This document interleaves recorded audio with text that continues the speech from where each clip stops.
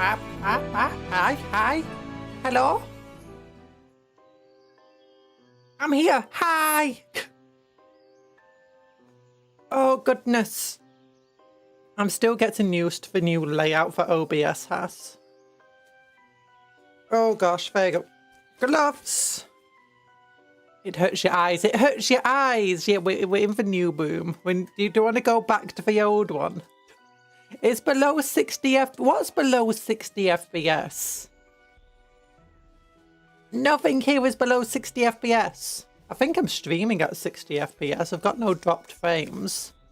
My model is my model lagging? Doesn't look like it, I think. The model. Are we sure it's below 60 FPS? It shouldn't be. My computer's not exactly doing anything stressful. Actually, it does look a little bit laggy, doesn't it? Well, what's wrong? Why? Okay, but nothing else seems a bit laggy.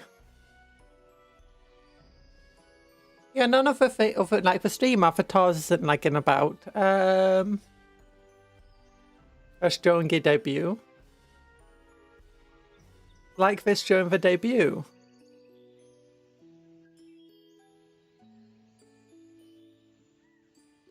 Are you sure it's laggy?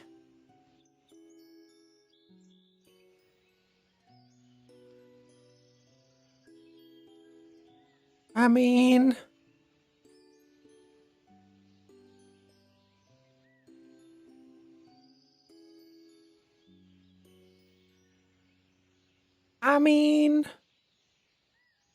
Oh no. Let me see if there's any settings in here. Hi Tony, how you doing? We're checking to see if my model is laggy. There's some delay to your model? There's some delay to my model. Hey, there's always been delay to my model. Because I mean it has to bounce through the internet to my phone, and then from the phone, well, it has to be recorded on my phone, then bounce around the internet into the bridger, where it then communicates with Vtuber Studio, which then moves my model around. And there's a tiny little bit of lag, which is basically called smoothing, which effectively just stops my model from being super what's the word? Like, it stops it being all juddery for smoothing effect. But that does cause a tiny little bit of delay between the movements. What it means is just like, I don't seem to just, like, my mouth doesn't seem to just teleport from one motion to another motion. Yeah. Hi TA, how you doing? I can see if it's, let's look. Well, I'm not using a webcam tracker, so that's not the issue. I don't think there's anything on, quality and effects. Oh wait, I am actually on 30 FPS on my model. Now it's on 60 FPS. Okay, I don't know why it was on, my model was restricted to 30 FPS. It's now restricted to 60 FPS. Okay. That should be good. So if there's any... So now, yep. It's now at 60 FPS. Maybe that was causing the issue because I used to restream at 30 FPS. But I upped it to 60 FPS just to see if I could do it with my internet. And I could. It used to only be 30 FPS because, you know, my internet. And also it was easier on my computer. Hi, Poseidon9. Wasn't able to chat during the V2 debut, but I just wanted to say, love the new model. Thank God. Thank you. Try shaking left and right. Shaking left and right. Yeah.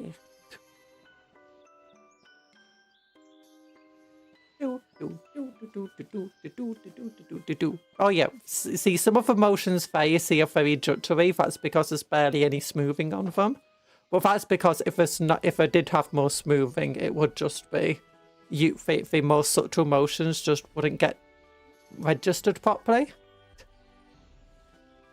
Much better. Yay! Okay, that's fine then. That's fine. We're going to the hand cam. Where? I've got Space Marines. No, go away, Space Marine. I got dice. I got Eldari Corsair dice. Oh, look at these dice. They're so pretty. They're a lot prettier than the website made them out, but trying to get them out for packets being annoying.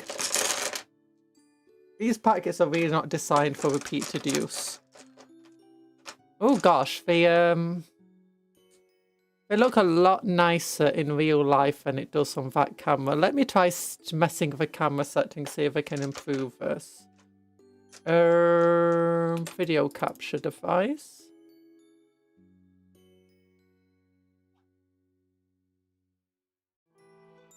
There we go.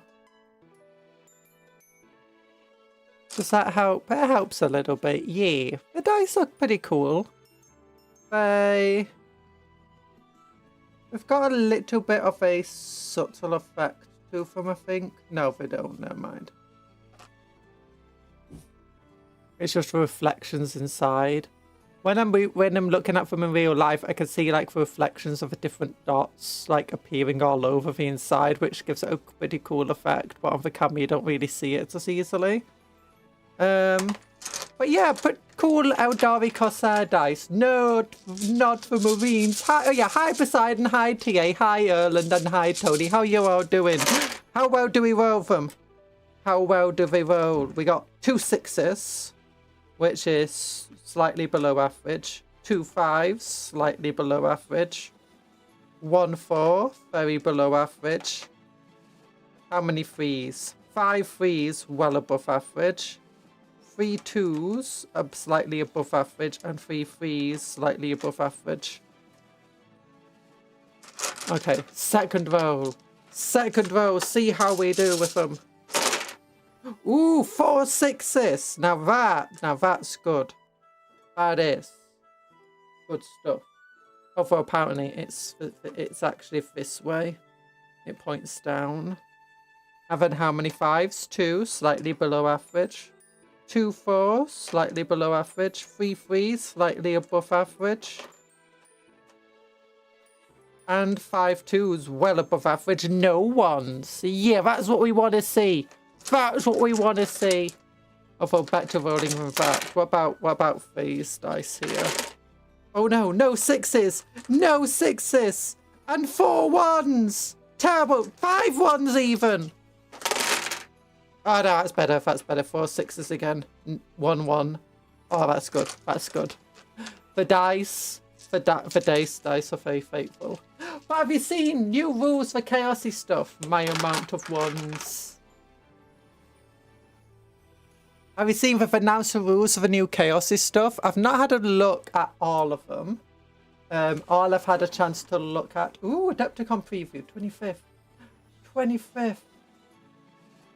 Oh, I'm hoping we get to Mordian Iron Guard. But yeah, new rules for Crafex. I've really not looked at his rules at all yet. Toughness 5, 6 wounds. That's pretty on par with Terminator stuff. Deep Strike Leader, obviously. 5-inch movement, 6+ leadership, 1 objective control. 2+ armor save, 4+ invulnerable, all very normal. Headlong destruction. Each time a model in this unit makes an attack that targets the closest enemy, improve the armor penetration by 1. Just on any attack, that's pretty decent. It can definitely turn your combi bolters into something much more devastating. Any Terminators. Well, we can join Mutilators or Obliterators. Ooh, that's pretty good. That's pretty good. And you can join Terminators, as you can imagine. His other rule is, at the start of a battle, select 1 unit in your opponent's army to be this model's hated foe. Each time this model makes an attack that targets the hated foe, you can reroll for wound roll. Each time this model's hated foe is destroyed, you can select a new one. Okay, that's not too bad. It doesn't exactly have position and stuff. But yeah, that could be pretty cool. Not super powerful. Neither of the abilities are super powerful, but they're not exactly weak either. Which is the kind of thing I like to see. So it's got a Bale Flamer, a Combi Bolter, Last Augment, Servo Harness, and a Power Fist. Here's... Oh wait, Last Augment and Power Fist is just one weapon. Okay. Bale Flamer is D6 plus 3 attacks, which is pretty decent actually. Ignores cover, torrents, does 6 AP -1 damage. That's an insane attack on a character. Like, do you know it's a ranged attack? The fact it's damage 2 and D6, it's like an average 6.5 hits, and you're wounding most things on 3s or 2s. AP -1 does make it a bit more... bit less usable rather. Or dangerous, but still. But he gets that +1 AP, doesn't it? And it's a flamer, so you're going to be targeting the closest thing. And he can use it in Overwatch. So that's AP -2, actually. That's dangerous. Yeah, that's horrendous. Like, imagine that just overwatching your squad of Marines. You could potentially lose your entire squad right there, or most of it anyway. Rapid Fire 2 Combi Bolt. Oh, Rapid Fire 2 on his Combi Bolter. Oh yeah, because it's a Combi Bolter, not a Combi weapon bolter. So that means, yeah, it can get up to 4 attacks, and it'll be half AP -1. So that's just a normal Combi Bolter. It's on 2s. Last Augment and Power Fist. It's got Devastating Wounds. Hits 2.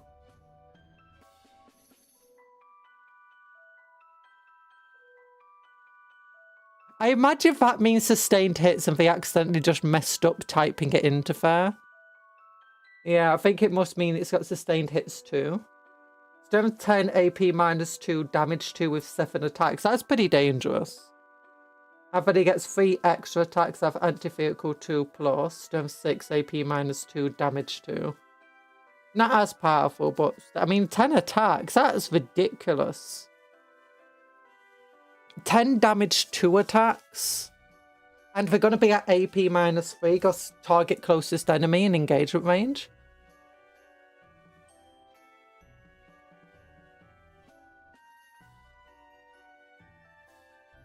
What did he say? Sorry. No, it's just hits all hits off a 2 off the tabletop.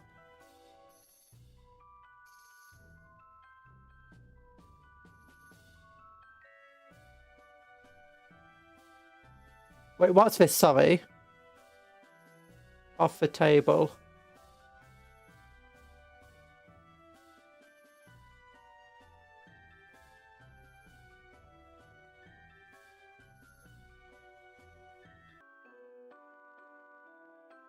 I don't know why my internet has just been really bad lately. First time seeing this model. It's very sweet. Thank you. Thank you, yes, Dado.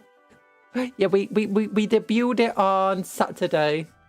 She died. She survived. Yeah, for some reason my internet's been really gone. Yeah, I imagine that sustained hits too. But I mean, that's devastating. Oh, how many points is he going to be? Because that makes... I don't know what's happening with my internet. I'm gonna have to talk to people. Hi, Saradvin. Hi, Blair Am I late Bobbis. to eat a cupcake? No, you're not allowed to eat a cupcake. A friend's not food. Yeah, my internet is just being horrendous at the moment. I apologise for that.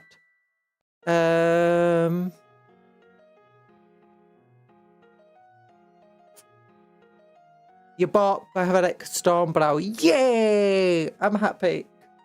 Yeah, this guy seems...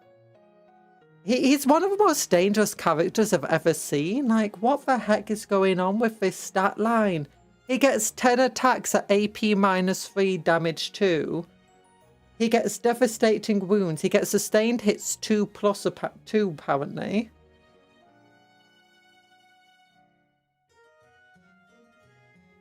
It's like... And he gets this ridiculous AP -2 damage to flamethrower that gets D6 plus 3 attacks. And he can join Obliterators and Mutilators, which are toughness 7 units, so he's effectively toughness 7 until the unit gets wiped out. I mean, sometimes I just wonder if I do, you know, like,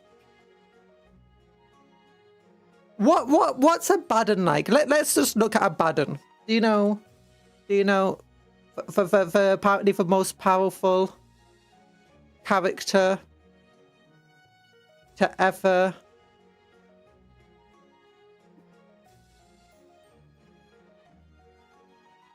let's look at Abaddon just quickly. Here we go. Here's Abaddon. Toughness 5, 5-inch, 2+, 9 wounds. So he's got 3 more wounds than Graphic More.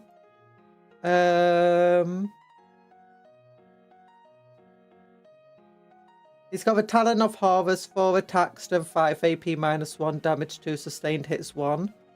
Yeah, for Baleflame is just way better than that. And he also gets this combi bolter.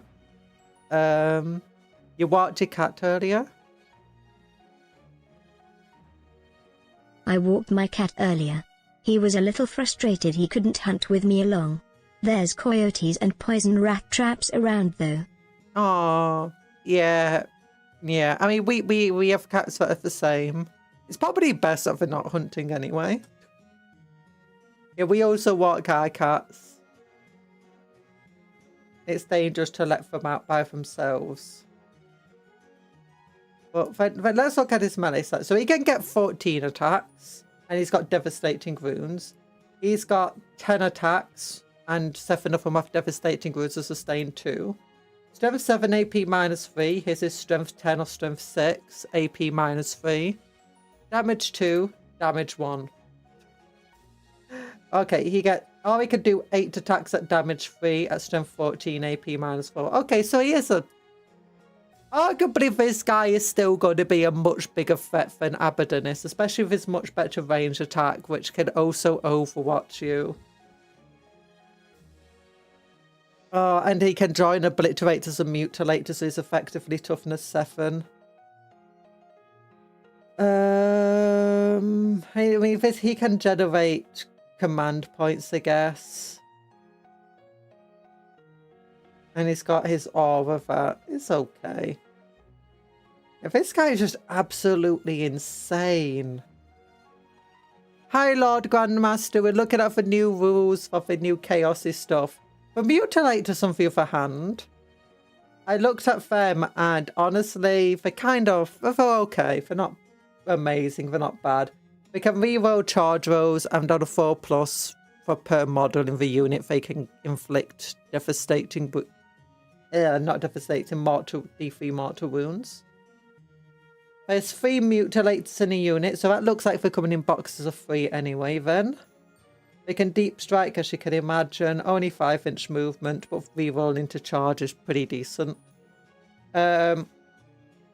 Attacks, 6 attacks at strength 6, AP -2, damage 1.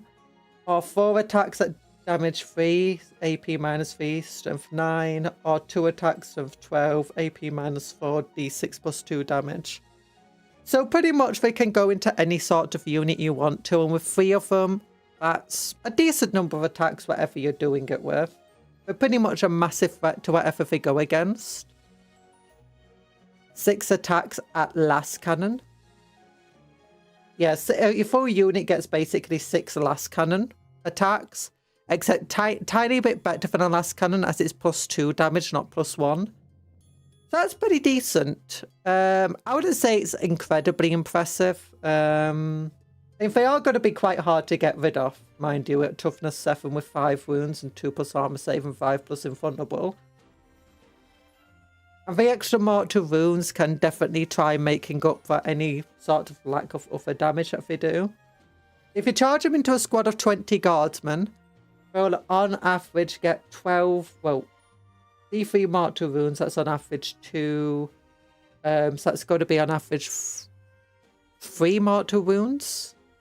And then they'll do 18 attacks, hits on 3s, wounds on 2s.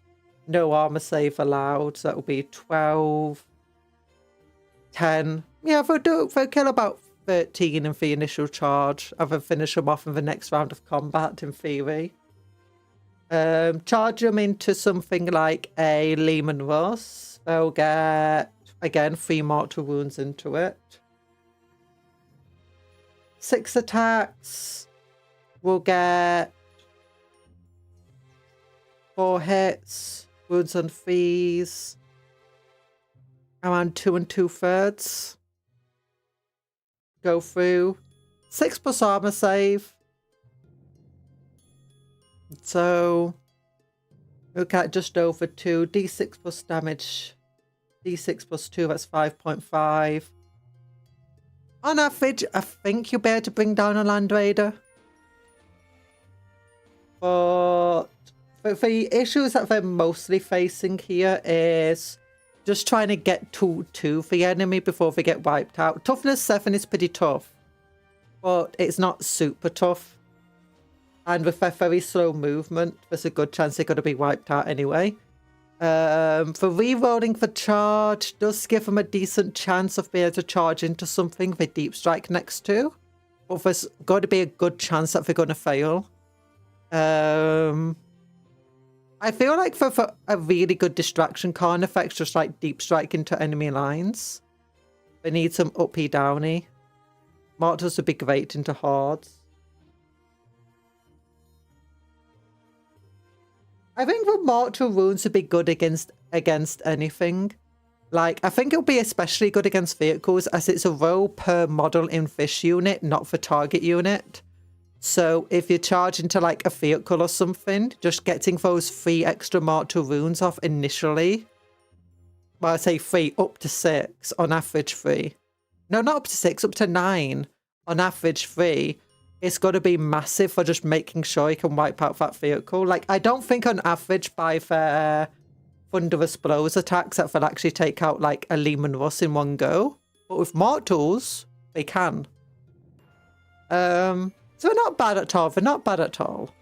Compare them to normal obliterators though, and they do start feeling a bit... Put this guy in the unit and they become absolutely insane. Like, suddenly your Lehman Russ isn't getting any armor saves. Or your Land Raider, because it'll be at -5. And then his for just ridiculous. That's a pretty insane attack stat. I mean, a lot of units do have good attack stats like that. Hi, Brias, Yuji Itadori. I know it's a paid-to stream, but we're looking at rules of stuff. Like, what's the obliterators like? I'm going to get rid of a Abaddon here.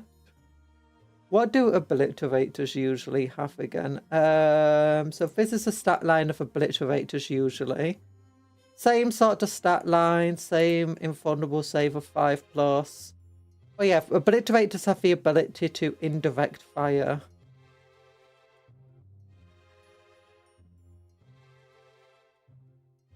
But in melee, they've got a pretty decent melee stat. Compare it to these guys. 4 attacks of 9. Okay, they've basically got the same attack stat as the... if you use a middle one, except it's damage free. And it's got better AP than the obliterators. But let's say you drop down next to the opponent's Lehman Russ some obliterators. How, like, damaging is a single attack? So... they each have ×2. You can have up to 2 in a unit. D3 each, that's on average 4 attacks. At strength 12, AP 9. Lower AP than they are. And they'll be doing on average...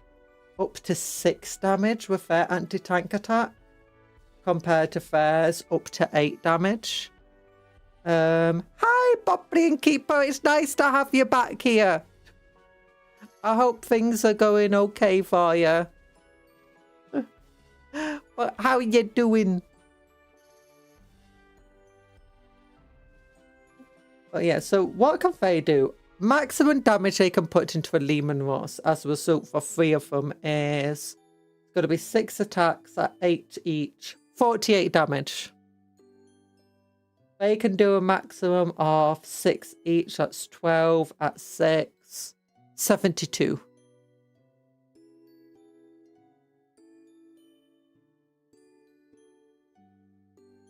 Yeah. On average, how are they doing again? We said about 15 wounds into them. No, not about 15. What was that? 5.5, 2, just over 2, 11, 12, about 15. 12 to 15. On average, these guys will get 4 each, 8, 3.5. So they hit on 3s. That would just be just over 5 are hitting. Hi, Tor! Wounding on 3s. Just over 3.5. Save on 5. Just over 1.5. 6, 12. Yeah, on average, they will be doing more damage than Obliterators. And Obliterators only have a 4-inch movement. In terms of shooting into Hards, though, how well will these do against a Hard? Fine, I was released into the world just in time for your feet. I saw you there. You were like, you're just in time. I'm glad you got to see it. I'm very happy to see you. Hello, Tor. We're looking at the new rules for new not Obliterators, Mutilators and stuff, and comparing them to other units. So, let's say you want to get rid of 20 guardsmen. You shoot these guys into the guardsmen. You're going to get on average, what's that going to be? 6.5 attacks each. That's 12, 13 attacks, 26. On average, 26 attacks with sustained hits, 1. Hit on 3s, so that's basically equivalent of hitting on 2s. Which will be about 22 hits. 21.5, let's say. Wounds on 3s. About 14.5.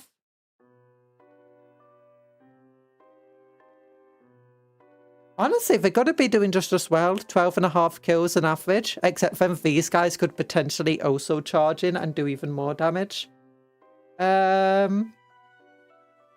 I wouldn't say these guys are definitely better than Obliterators, but they're definitely better to deep strike into the middle of an enemy than Obliterators are. Like, if it's one specific unit you just want to get rid of, they're going to be much better. They're going to do, on average, I would say. Although the thing with Obliterators is they can pump out almost just as much damage in a single round of shooting as the Mutilators can do in a single round of combat. Now, if you drop the Obliterators next to an enemy, you can pretty much guarantee you're going to be able to shoot into them. If you drop Mutilators next to an enemy, even with that reroll to charge, you're not guaranteed to get into melee with them. As a result, Obliterators are arguably a little better. But the big advantage of the Mutilators is that the units are 3, not units of 2. So that means you've got a total of 15 wounds, not 10 wounds in the unit. And you're losing one model will only mean you lose a third of your damage output. Losing one model for Obliterators means losing half of your damage output. But we don't know how much points they are compared to Obliterators. They might be much cheaper, which will make them much better. But hi, Sparky! Also, Obliterators will be much more dangerous with him in the unit, especially with him flamethrowing at the same time. So yeah, I just want to compare him to like some other characters. Like, how does Calgar do? How does the poster boy of the Ultramarines do at the moment? He gets 6 attacks at strength 8, AP -3, damage 3, twin length. He can charge a turn he advanced or fell back. You gain 1 extra command point. He can lead pretty much any unit. Scotland's a Vtuber, pretty decent. Toughness 5, toughness 6 actually. Ooh, that's pretty cool. 6 wounds. Also 6 wounds. This guy's like as good as Calgar. He's arguably better than Calgar. Calgar will be better at killing Terminators than he is. Okay, how good is he compared to Helbrecht? You know, High Marshal Helbrecht. He's tougher than Helbrecht. Just as many wounds. Same armor save, same invulnerable save. Of this model leading a unit, add 1 to the attacks and strength characteristic of melee. That's actually a very similar sort of rule as one another. Worshipping Chaos. Hi, that guy over there. We're kind of worshipping Chaos. We're looking at the stats of those stupid Iron Warriors. At first, select 1 enemy unit for engagement range, inflict mortal wounds to them. That's pretty powerful. So you can get 12 attacks at strength 6, AP -3, damage 1. Compared to his 10 attacks with sustained 2. Doesn't get devastating wounds. Shooting attacks nowhere near as good. And then his normal strike attack is... Well, it's got higher damage, but it's got getting far less attacks out there. Same AP effectively. Lower strength. He seems very, very good. This a little too good. He feels... I mean, I don't know. I don't know. Maybe, maybe not. I just don't like Iron Warriors. I don't want them to get good stuff. Oh, wait. I know what we need to look at. We need to look at Lysander. We need to look at Lysander.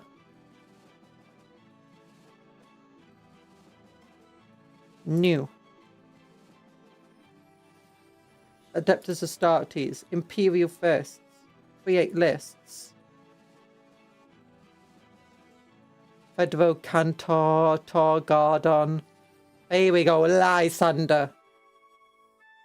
Lysander is nowhere near as good. He only gets 5 attacks.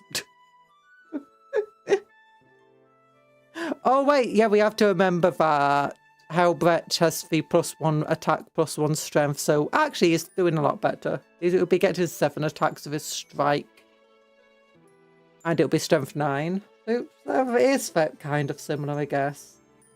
Subtract 1 for the wound roll if the enemy's strength is greater than their toughness.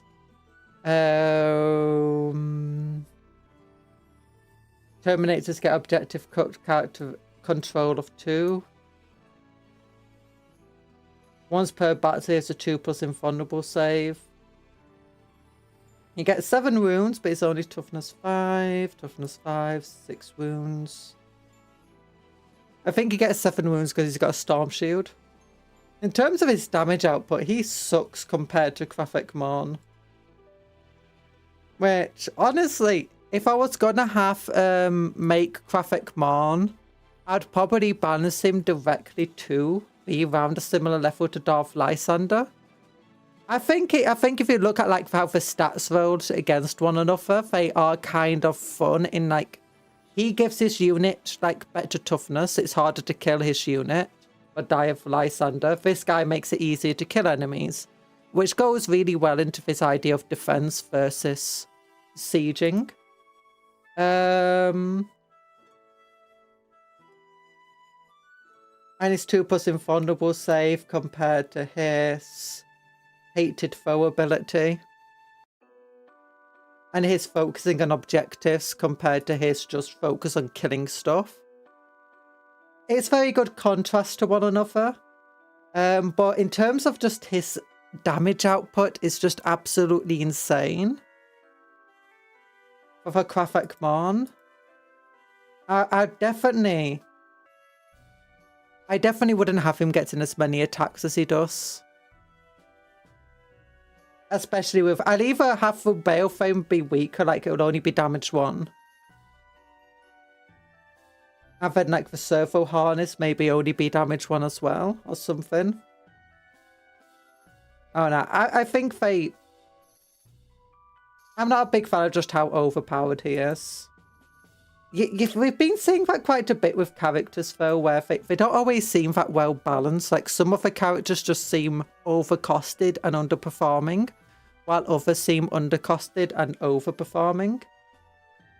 Well, anyway, yeah, new defilers as well. So this is the generic defiler for Chaos, undivided.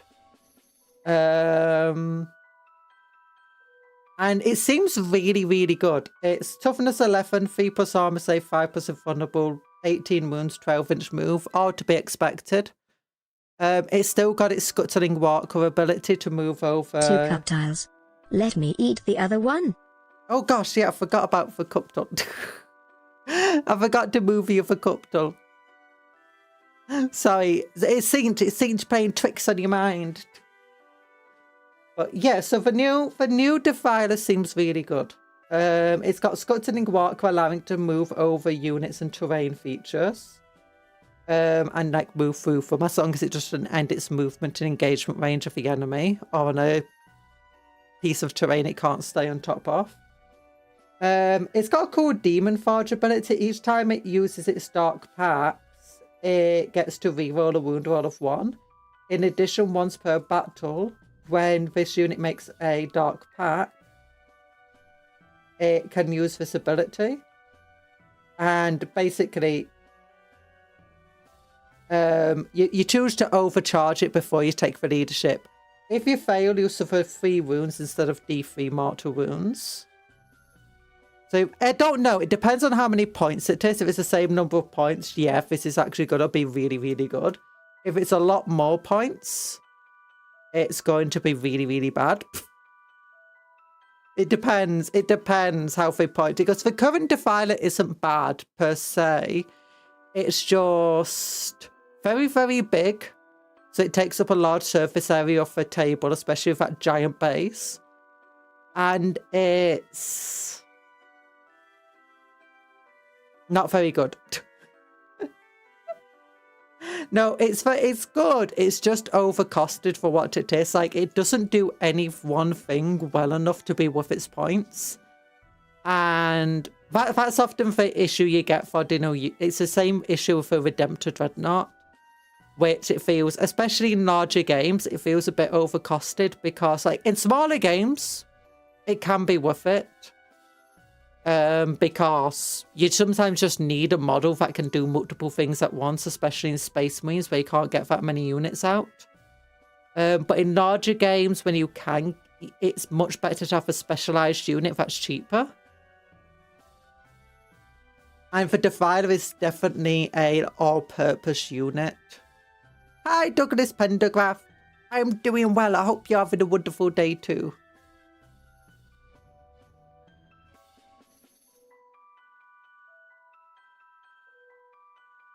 Oh, there we go. So yeah, the Defiler seems decent. Oh yeah, if it does overcharge, it gets to reroll to wound. On the turn, it makes a Dark Pack, which is nice. It's nice to have rules that interact with the Dark Packs, doing your army rule. But it's Hades Battle Cannon. It seems very... Actually, we can look at the old one. We can compare it directly to the old Defiler. So let's just go undivided down to here, Defiler, move it over. So old Defiler, it only has an 8-inch move compared to the 12-inch. That significantly makes it better. Because the old one had issues of it couldn't really move around because its base was so big. Toughness 10 versus toughness 11, so it's now tougher. 14 wounds compared to 18 wounds, so it can take more damage. Still same armor save, still same invulnerable save. Still got the same scuttling walker ability, except for scuttling walker's a little bit better as it can now move over enemy units without taking damage. I'm not evil, no! Thinking of running some demon engines? Yeah, obviously. I want to get a couple of Defilers.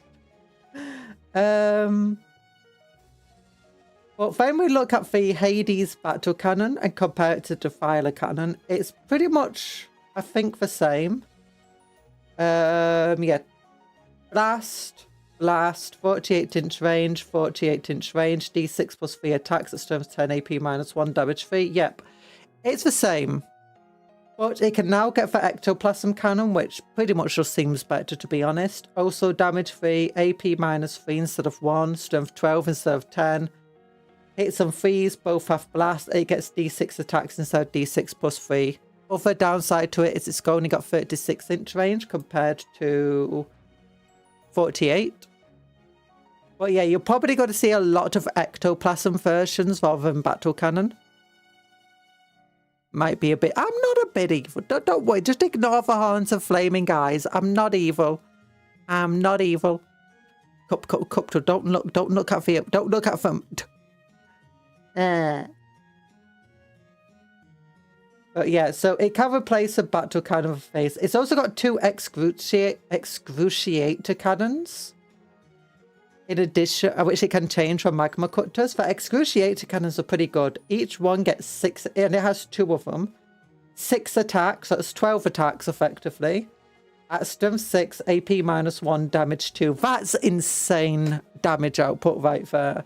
And you can replace them for magma cutters, which only 12-inch range, melt to 2. 2 attacks, that's 4 attacks between the 2 of them. Strength 9, AP minus 4, damage 6. This is honestly one time I don't think for taking the melt will be worthwhile. Especially if they just receive much greater range that the excruciator cannon can do.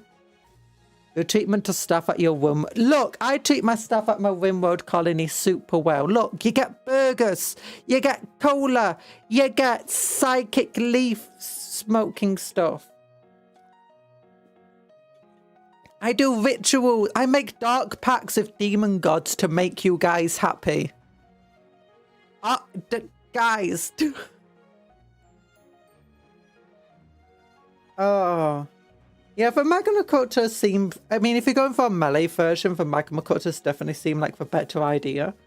But you can make this more specialised to be melee. So you can replace the Excruciator Cannons with the Magma Cutters. You can replace its Bale Flamer and its Heavy Missile Launcher with Electro Surges. And the Electro Surges are good. You can have 2 of them, so that could be up to a bonus of 10 attacks.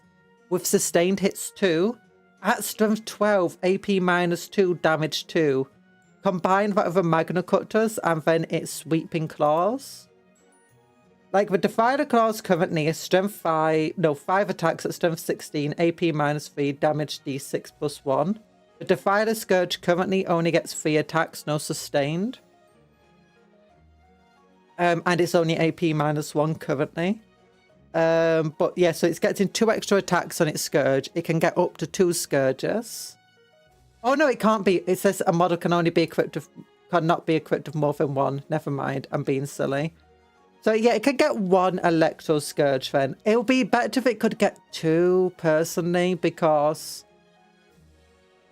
that way it can make it more specialised melee threat. But either way, the Electro Surge is still much better with 2 extra attacks, 1 extra AP, and it can sustain 2. These space means won't pay for themselves, so no, they won't. I mean, maybe they will. Maybe they will. If we ignore them enough, maybe they'll just get up and start painting themselves like some sort of Toy Story thing, you know? But yeah. Well, you ain't painting for me, I am not painting them. We'll get to them. We'll get to them. But yeah. Its Missile Launcher and its Bale Flamers are pretty good. The Bale Flamer is D6 plus 3 attack, strength 7, AP minus 2, damage 2. So it's not much worse than that Fist Blooming guy's Bale Flamer that he has. Missile Launcher I really like. Strength 10, AP minus 2 with 2 attacks that damage D6 plus 1. Looks like a decent general purpose walker. Yeah! And it can also get 2d6 attacks. At strength 5, AP minus 1. So it's pretty good, actually. Like, that's a good anti-arc or good just anti-light vehicle stat line. For Reaper, Auto Cannon gets sustained hits, which is nice, and devastating wounds. 4 attacks, damage 3, strength 9. Hades' last cannon gets 2 attacks, which is pretty decent. So all in all of its weapon options seem really, really good. It does a lot more power output. Oh yeah, its claws, it has the exact same stat line as here. Strength 16, d6 plus 1, 5 attacks. But it can now choose to sweep to deal with hordes, which is really good because that's the one issue that the Defiler has. In which, if you just throw a bunch of guardsmen at it, it could get stuck fighting for guardsmen, especially since its main cannon is a blast weapon. Hi, Nico Art, how you doing? You're such a hater. Let her yap. Let her yap. Yeah. So it seems better at dealing with like getting hordes thrown at it. It can still deal with vehicles pretty well. Its ranged firepower has increased. So I imagine its points will get a significant increase as well. Although it's already 190 points, which is pretty expensive as it is. Hi. From my experiences, anything chaos related likes to blow itself up with by pot cannons of corn in Epic. Yeah, it can actually damage itself pretty badly, which is fun. Like, it definitely wants you to be taking your dark packs. Yeah, I'm looking at thinking this is probably going to be like 260, 270 points, maybe even more. Which is going to be very hard to find a place for it in my lists. But there is something else with it. Over here, its Dark Pack's ability here, its Demon Forge, can get replaced depending on who else you use it in. So if you're in the Death Guard in your shooting phase after this model has shot, select one enemy unit hit by one or more of those attacks. And it doesn't have benefit of cover until the end phase. So they definitely want to do shooting. Feed the hamsters already. They demand the haggis. They demand the haggis. No, it's haggis is running in for little wheels. They misfired and exploded 1/3 of my army in round 1. That game was sheer pain. Probably deserves since chaos. That's half the fun of chaos in the old rules. It just always explodes itself. Each time this model makes an attack for Emperor's Children, that targets an enemy unit that's below half strength, add 1 to the hit roll. And that affects both melee and shooting, which is good, all purpose. This one's only shooting phase, which is a bit... Each time this unit uses fire overwatch, it gets to hit on 5 pluses. And for each of those attacks that targets an enemy unit within 9 inches, it hits on 4s instead. Or within 9 inches of a Psyker, sorry. That's pretty cool. Unleash Wrath. At the start of your movement phase, you can select one enemy unit that is set up with a battlefield within 12 inches of this model. This model must either shoot at that unit, but only if it's an eligible target, or declare a charge against that unit. Note that even if this charge is successful, this model does not receive a charge bonus. Okay, that's pretty cool. Again, can make use of both shooty and melee version. This also can make use of the melee version, I guess. Of the shooty for yeah, melee version, because I mean you obviously want it close to the enemy. But yeah, so the new rules seem pretty cool. I still think he's a bit too powerful. And the Defiler definitely seems cool. I'm going to either put Arthur or Medabots on in the background. Or will you be the background? I don't know. I just have ADHD. I kind of want to watch Medabots again. Medabots! The unexpected melee MVP was my Great Demon Saint. He ate all my opponent's Grey Knight Termies in close combat. Oh my goodness, that's so cool.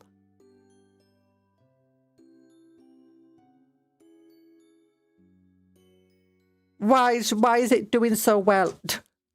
It's a Chaos Lord of Saint. It's not meant to be in melee. But yeah. Also, I got something else new today. They arrived. They arrived. Rangers. Oh, what's that little flappy thing for background? Exodite stuff. Exodite stuff.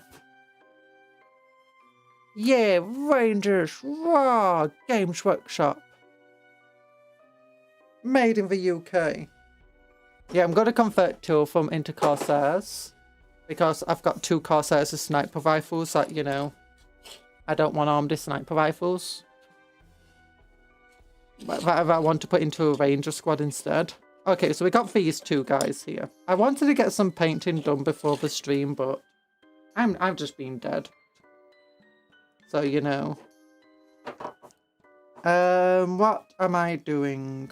What is it I want to be painting? Okay, I want to do bronze here, I think. That's what I want to do. So we got some Balthasar gold here because that's a good bronze colour. Don't believe it when it says it's gold. It's not gold. Never trust when Balthasar gives you gold. It's never gold.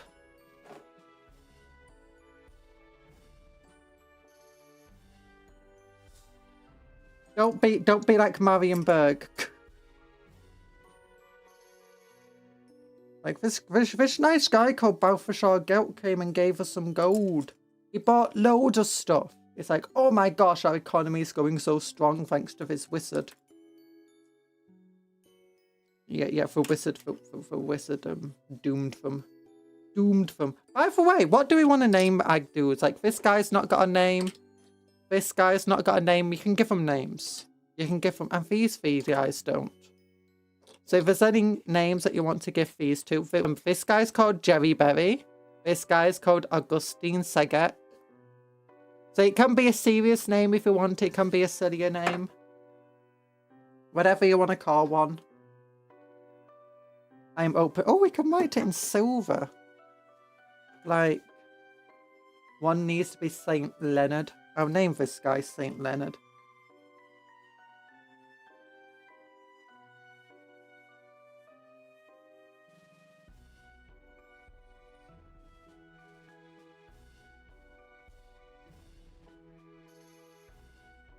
Saint Leonard. Call him Dave.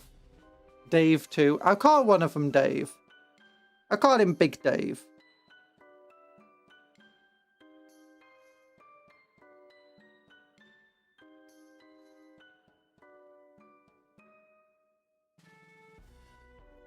Big Dave. Maybe writing them in silver on grey wasn't the best idea, but that's good enough.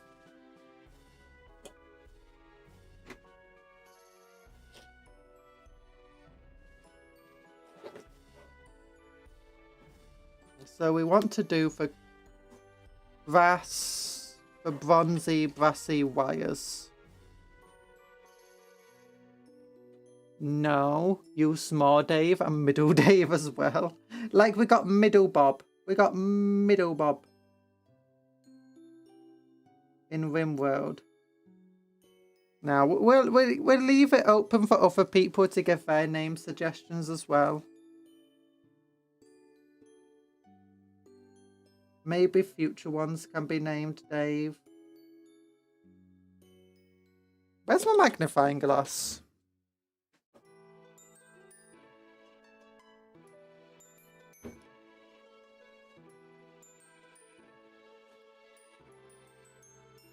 Some sort of bird outside that's making a lot of noise. That's like an eagle. My mother did mention she saw some sort of large black bird attack a magpie. Like just pick it up in its talons, although the magpie did escape. It wasn't that much smaller than the big bird.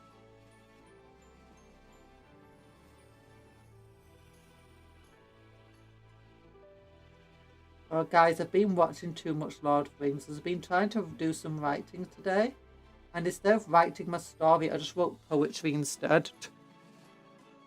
Related to the story, but still poetry.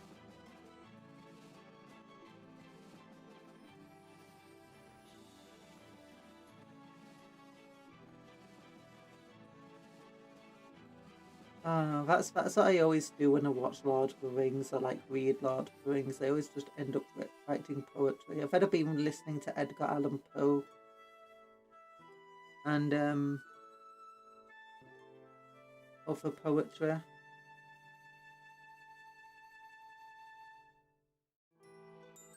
But Raven, nevermore.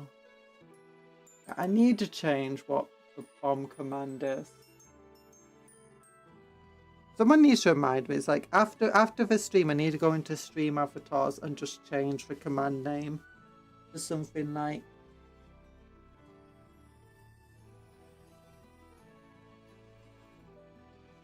Fly. I should name it Fly, shouldn't I?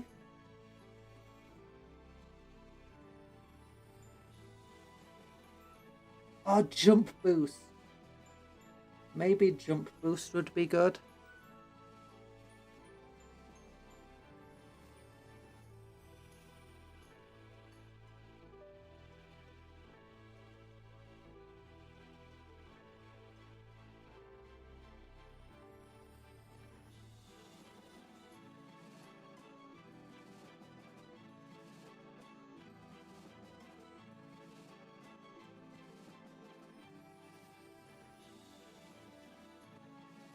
Oh, darn it.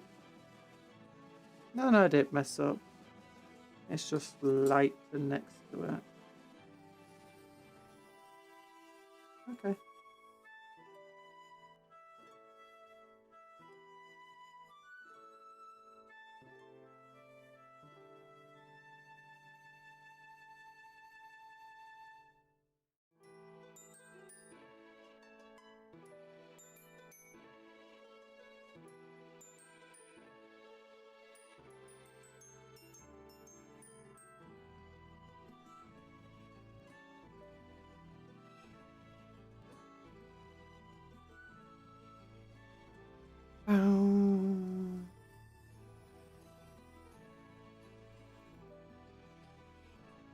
Yeah. Brassy swords. Brassy. I mean, they're all coming together quite well now. I think after the brass, maybe we'll do the eyes.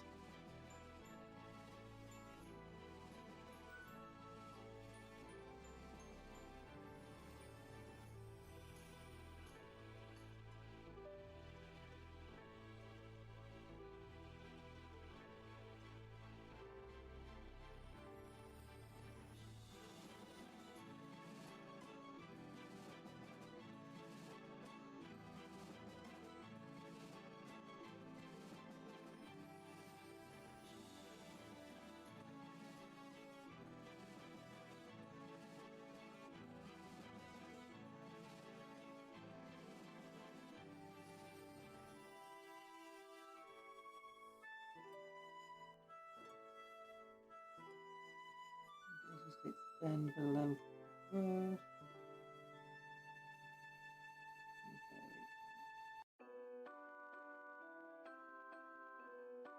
Are people like the new background music though? Is the audio levels fine with it all?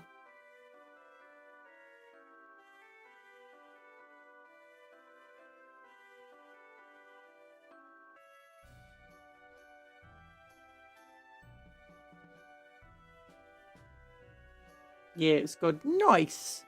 Because this is like background music I ordered. I got commissioned for my streams in particular.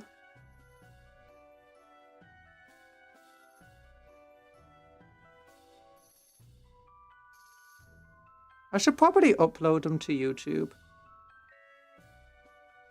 Like as background music for CupCon. So that way...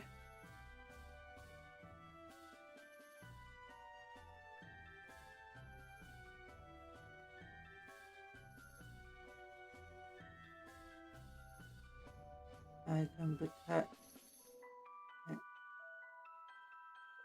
I don't know.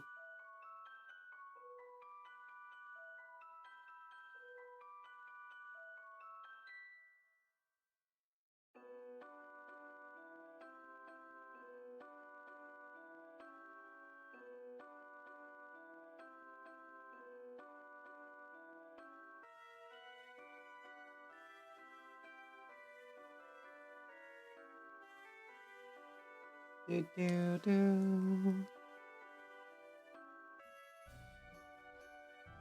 I was thinking maybe I should have gone for more like of a Scottish and Celtic theme to my music. Like bagpipes. Everyone loves bagpipes. No one would ever complain about having a bagpipe. No, I love me my bagpipes. Although I do know that they aren't as well beloved outside of Scotland and stuff.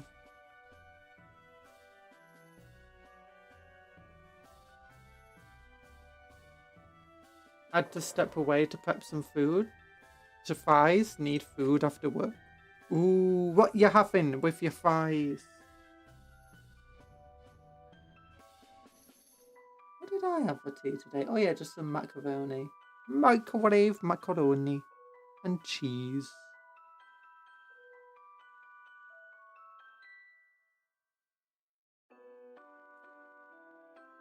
Scotland forever.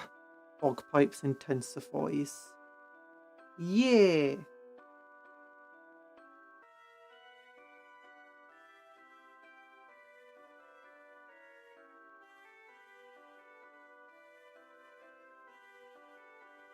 Is that I just kept the theme of, you know, lost in a magical forest. I was like, hey, I want stuff that sounds like this, you know. You know, my old background music.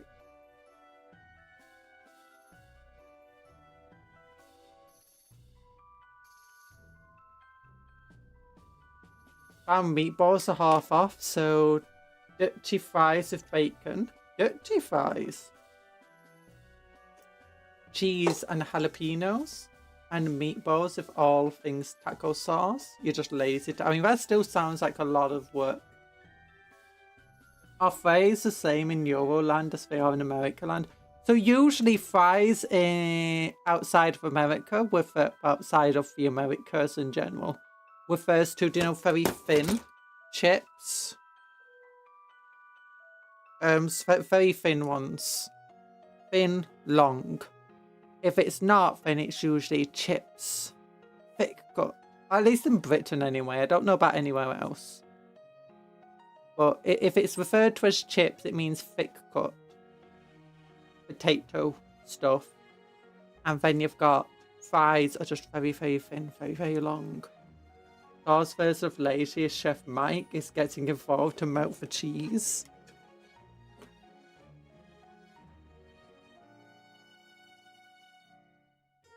Yeah, Tar's lazy meals are definitely the meals I make on the days where I'm feeling not lazy.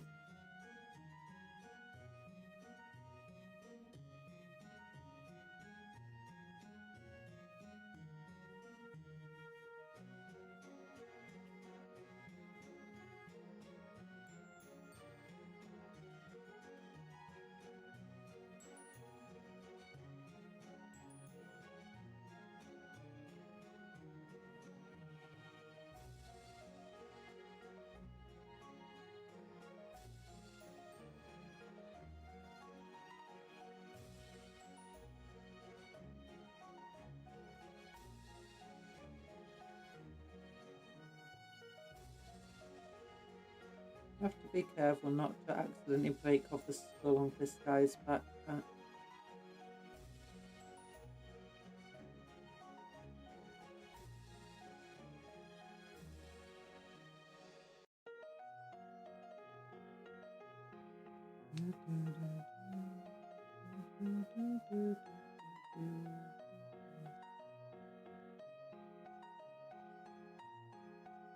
Neat. All of them fries are just different cuts, like crinkle straight and stuff. Yeah.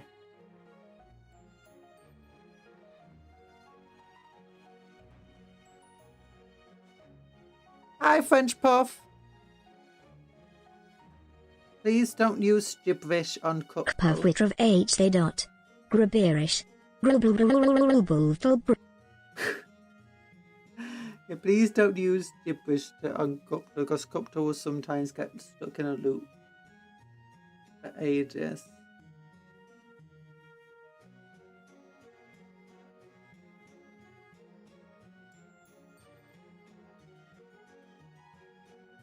I'm tempted to make a proper Irish stew. An Irish stew! We'll also look for some proper stout in the liquor store for drinking. For the stew, I'll stick with a basic Guinness. A Guinness! What was funny?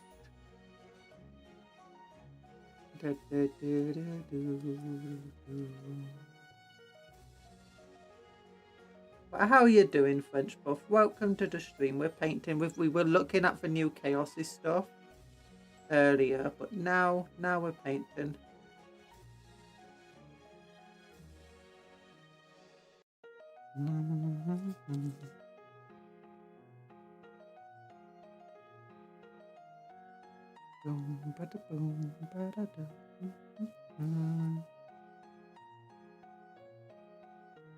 Yeah, Guinness goes into stew.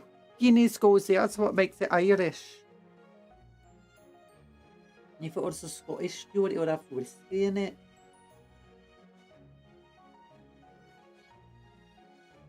Good old whiskey.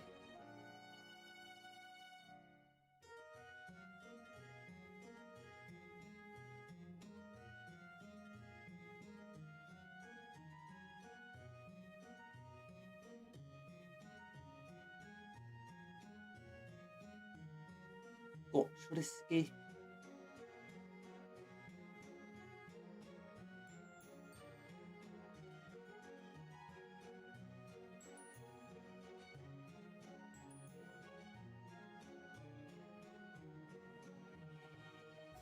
Some Guinness adds a good flavour to the stew. Oh, I wouldn't know. Would not know about the looks of thought.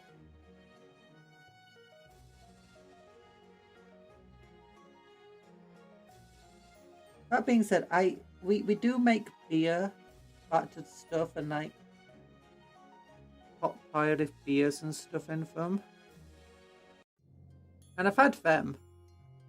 They're pretty good.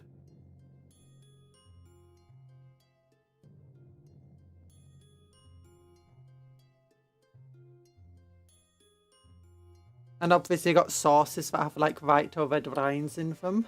She put cola in instead. I wouldn't do that. I'd drink all the cola first. I wouldn't have any cola left to put in the stew. People hate the stews because they're so sweet. But that's just because I'm a sweet person. Isn't that right, Cuptle? Turtle. Turtle taste. You'd think Cuptle would taste like a cake or like, you know, fondant and stuff. No, Cuptle tastes like a turtle. Turtle. Still a turtle.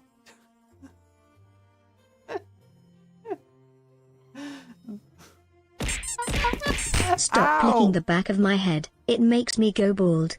Cuptle, you've never had any hair.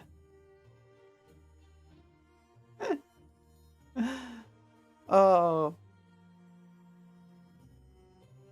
Yeah.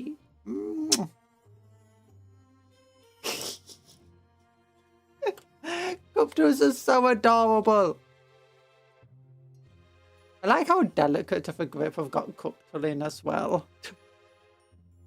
It's like I'm afraid of breaking Cuptle. Oh. Basketball time.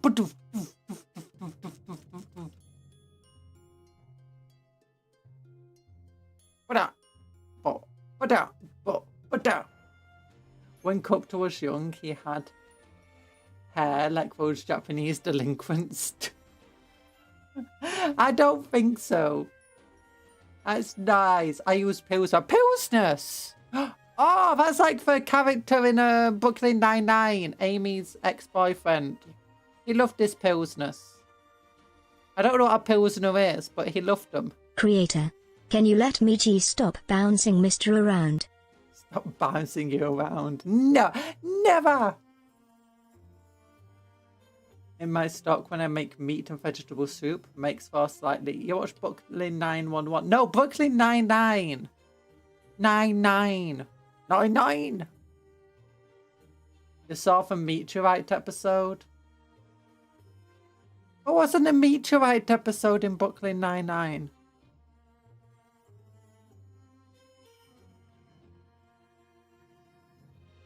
Hi, Clyde. Hi. Makes us slightly sweet to stock since I use smoke and cured pig's feet for meat. Pig's feet! College of a skin also thickens it. Okay, we're thinking of different things here. We are. It's Brooklyn Nine-Nine. It's got Amy Santiago in. And other characters. Holt is the captain.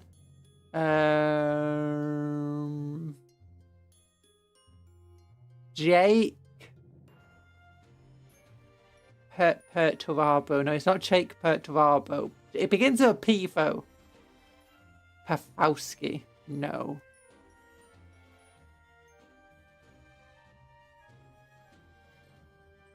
Jake Peralta. There we go. Peralta. Yeah, and it's got the short guy in it.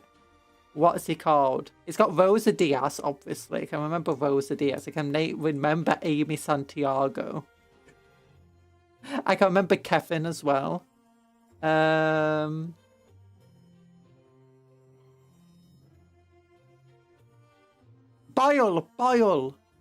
Yeah, I forgot it. I forgot his first name.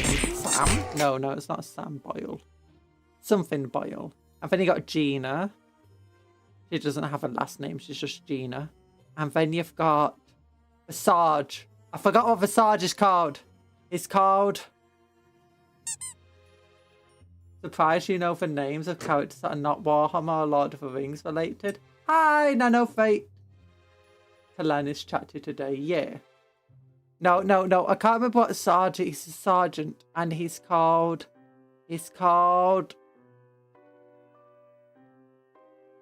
Cagney and.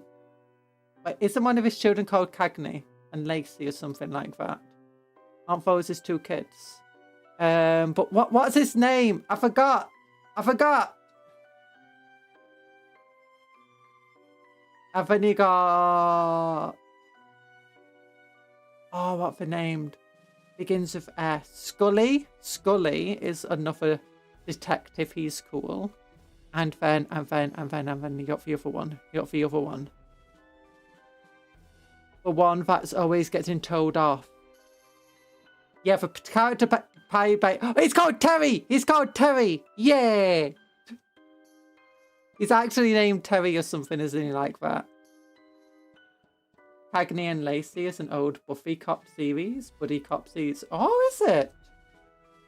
That explains why his kids are called Cagney and Lacey anyway.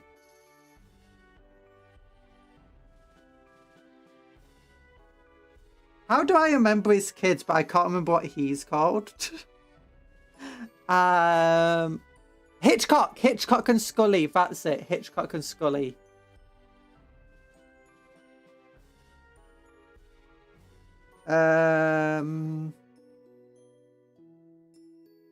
Yeah.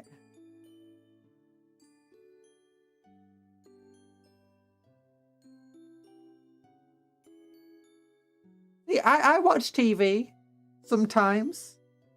Wait, why did this like become approving or watch TV sometimes? I say TV. It was on Netflix.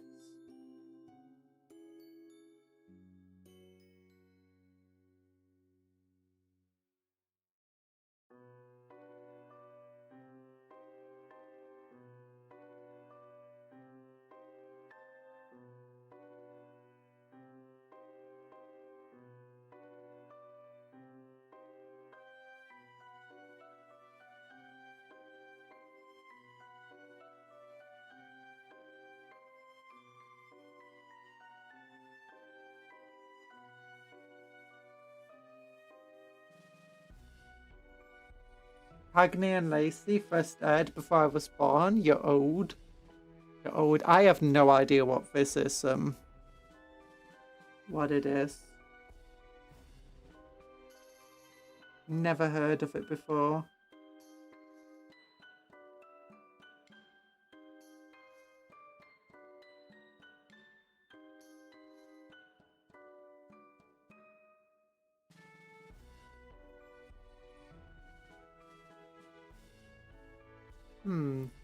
You don't feel like smiling. Oh no. Well, you don't have to smile. Can I name characters from other shows I've watched? Obviously, The Simpsons, you got Maggie and Marge and Lisa and Bart and Homer and Ned Flanders and Apu Nahasimina Petalon. And then you've got... not Lenny and Carl and Barney Grumble and Comic Book Guy and Mole Man. I was born in the mid-80s and it aired in 82. My goodness. It's ancient. It's ancient. It's like twice as old as potatoes and chips.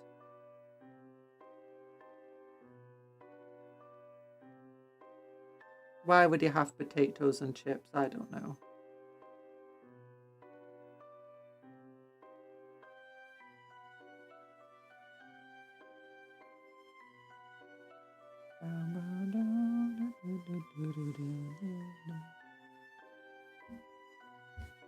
Sideshow Bob, Krusty the Clown, Sideshow Mel, Reverend Lovejoy, Mrs. Lovejoy, I forget her name, Helen Lovejoy.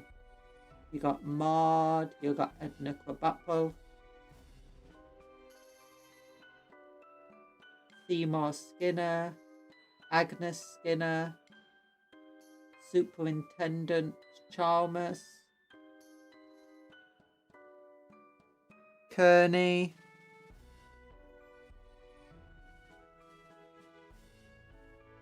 got loads of characters in The Simpsons. See, this is why I can never remember anything. I've got too many Simpsons character names in my head. It's my day's been good. Not as productive as I like it to be, but other than that, it's been okay.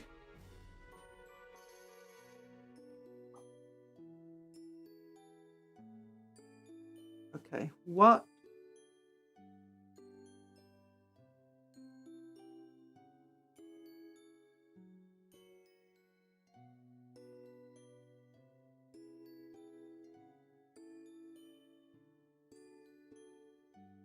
I watched The Good Place. I don't know what anyone in The Good Place was called. I watched it too long ago and I didn't really pay. I think there's a character named Janice in it, and that's all I remember. Don't ask me to remember what anyone other than the Khaleesi is called. Daenerys. Yeah, and you got Jon Snow as well. Yeah. And you got the Lannisters. Tywin Lannister. Okay, I remember some of Game of Thrones. I don't even watch Game of Thrones because there's too many memes. I know it by the memes.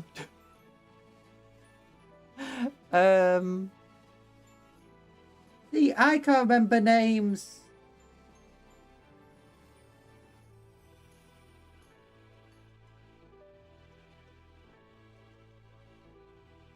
Give me another show. Give me a show that, you know.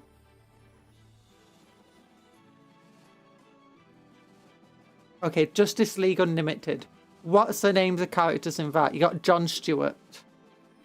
You got Heart Girl, who I don't remember her name. You got Wonder Woman, who is Diana. And you got Batman, who's Bruce Wayne. You got Barry Allen. Wait, no, that one's not Barry Allen, is it? Is it Barry Allen? No, is it Wally? Is it Wally West or Barry Allen? That's the Flash in Justice League Unlimited. I forget which one it is. Jon Stewart, best Green Lantern.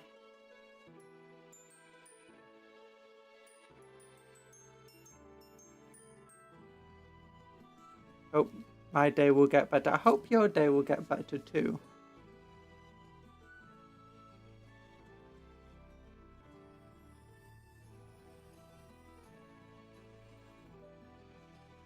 Clark Kent. That's Superman. I feel like I should know what Hawk Girl is called because obviously Jon Stewart says it a lot. I also can't remember what Martian Manhunter's name is. I think he's also called John, isn't he? At least that's like his cover name. His human name.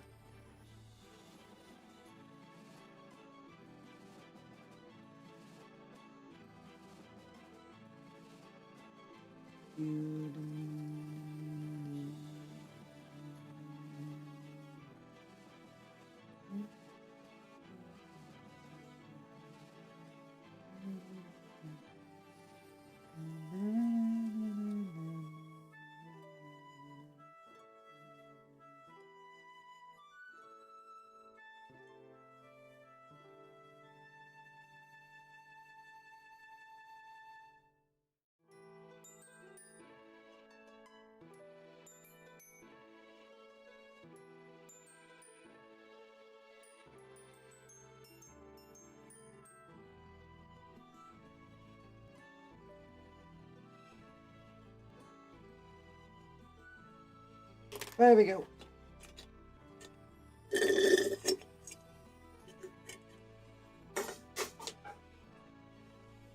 These dice are cool still. I like these dice. Oh. What's everyone's favourite TV show though? Oh, I need to redo the purple on this thing. I think I actually meant to do that the other day. I thought I forgot to go back and fix it.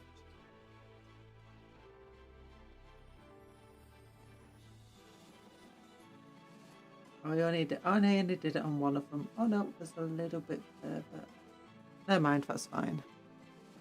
Yeah, there's a bunch here that's a mess. Give me my Severus purple.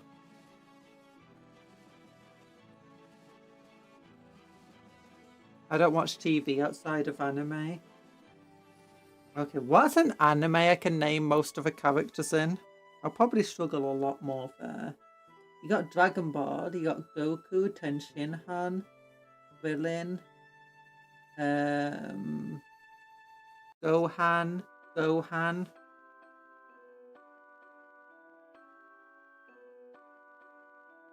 Name 3 characters in Dragon Ball. Gohan.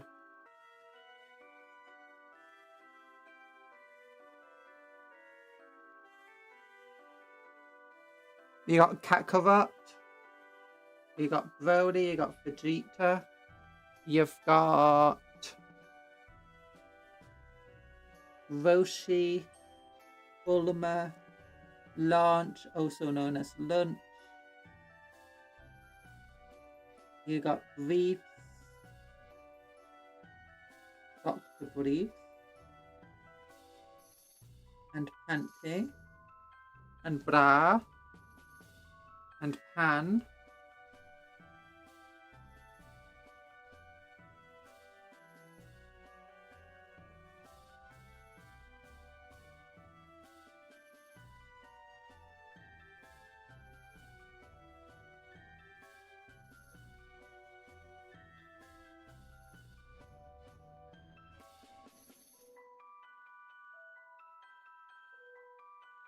Never exercise!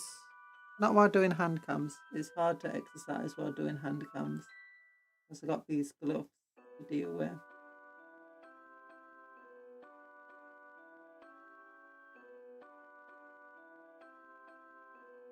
And relatively time sensitive painting.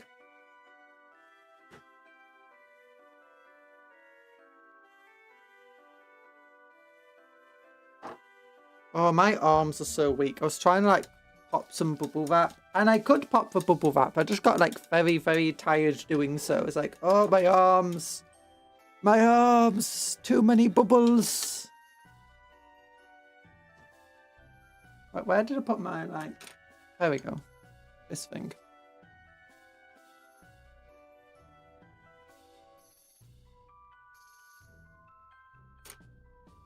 Okay, I'm just gonna like stretch my arms a little bit.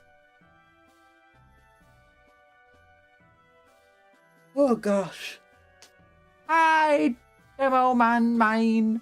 Hello, Demo Man Mine. How you doing? You're maining Demo Man.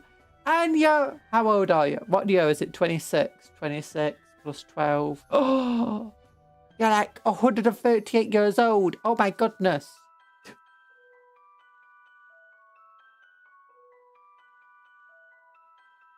Yeah.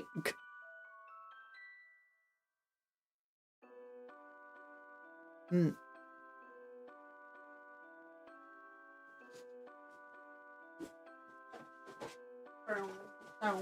Down and down, no, now, now, now, now, bow, down, da, da.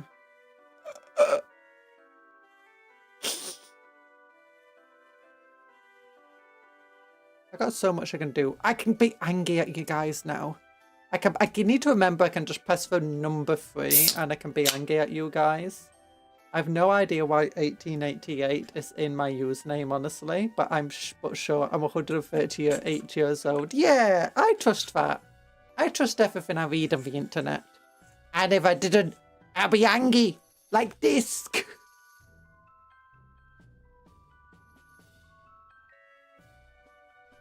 But thankfully, no one on the internet would ever lie. No username would ever lie to me. Oh. Honestly, I don't know why so many people have just like 4 letters, 4 numbers in the name now. I think it's like everybody who like joined YouTube before a certain point. That would mean I'm 2009 years old. But you are right. No, I thought like the 17 was just how many years you're old, and every year it would just go up by 1. Never mind, did the maths wrong. Are you sure you did the maths wrong? Because I mean, that still adds up to 2026.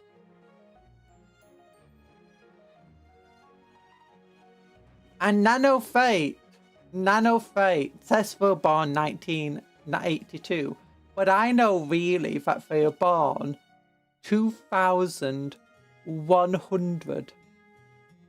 No, 100. 2098.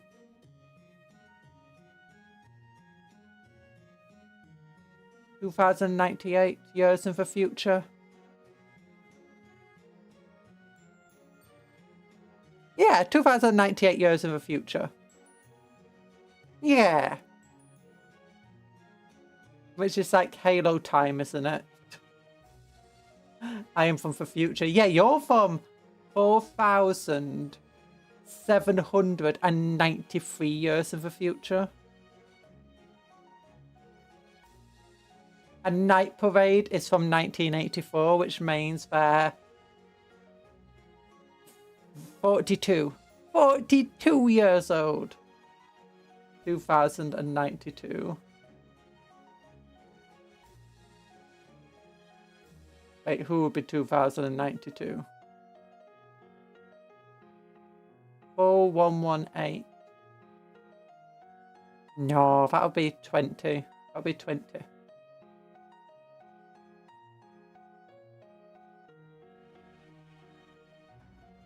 Boom, boom, boom, boom, boom. Bada boom, boom, boom, boom, boom, boom, boom, boom, boom. Do, do, do, do, do, do, do, do, do. Yeah, I'm just assuming that all the numbers in people's names just the year they're born in. And if you don't have a number, that means you've never been born. You just got conjured into existence randomly, you know? And the government doesn't take into account that. And YouTube definitely doesn't. 2092. Isn't that like the year, like 15 years after Cyberpunk or something? 2077.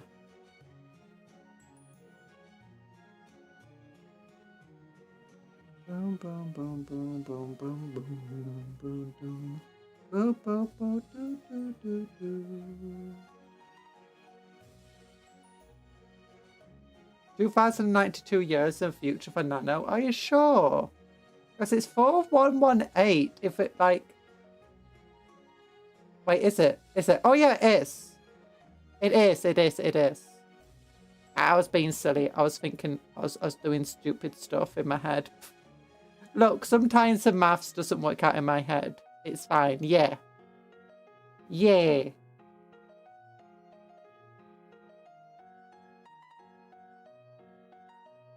Definitely 2092 for Nano. I might have done other similar things. Oh yeah, I did for one for that guy over there as well. It's 8,797, not 93. Ugh, I'm being silly.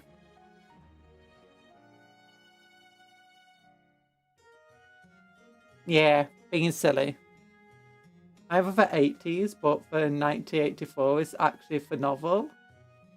I needed a number and took it from a bookshelf. It was fat. It was either fat of 42 or 22 or 67, 67. 67. Maybe it's BC date because of being from the future. Bam, bam, bam. Yeah, sometimes my head maths is bad, but it's fine. Don't worry about it. Can't wait till you're unborn.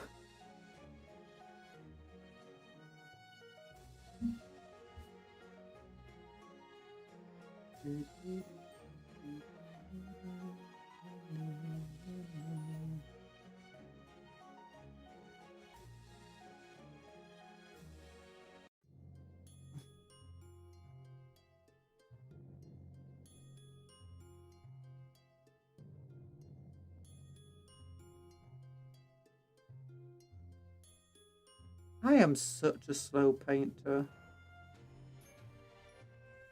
Like, even since we started painting, I have not done much, have I?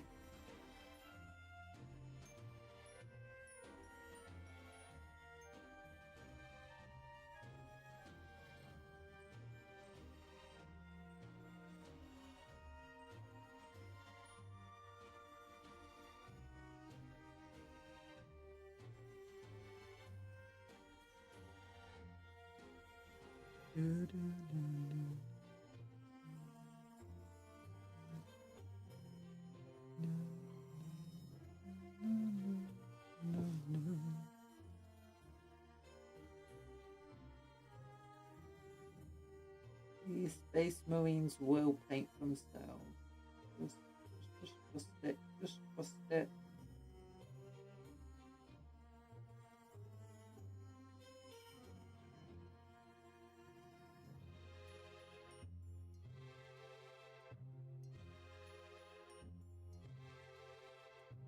Bow, bow, bow,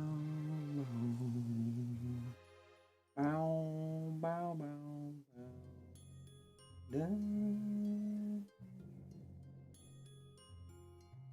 If everyone in the world sold diamonds, no one in the world would have them.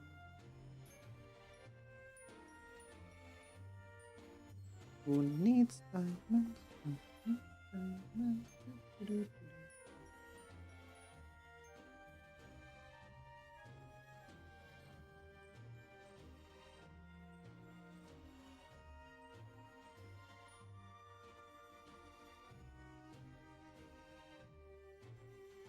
Did you know emeralds are usually covered in a waxy substance to give them the illusion of clarity?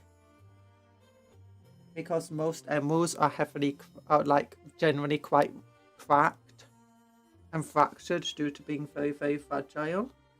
So they fill them with this substance that has a similar diffraction rating as emerald, so that the cracks won't appear, or at least not as obvious. It's like if you put in those watery Arby's in water, it will make the water seem clear.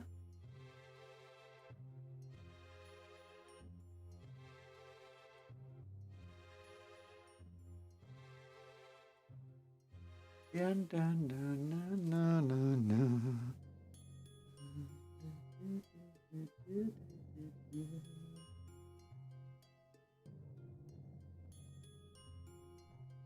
B2. B2. Do, do, do, do, do, do, do, do, do, do, do, do, do, do. We got stuff over here. We got stuff over there. We got little change to paint. Painting little chains, painting from well, painting little chains is true. Making them all runs, making my way downtown, walking fast. Do do do do do do do do do do do do.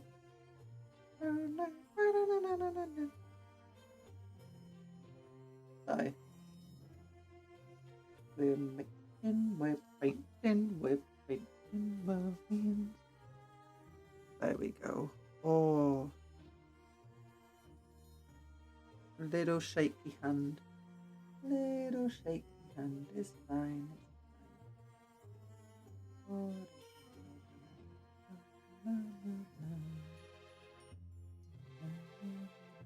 Yeah, I'm gonna have to redo some of these areas, but it's fine.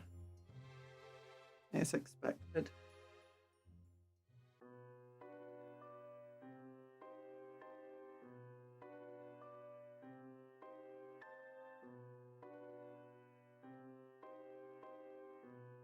Very messy in some places here.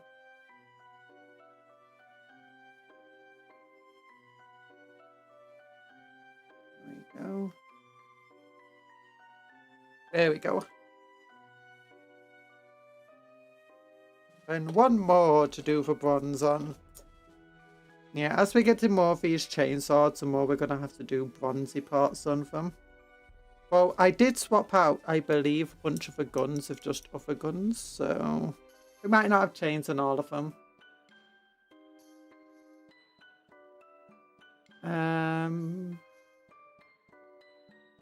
There we go. There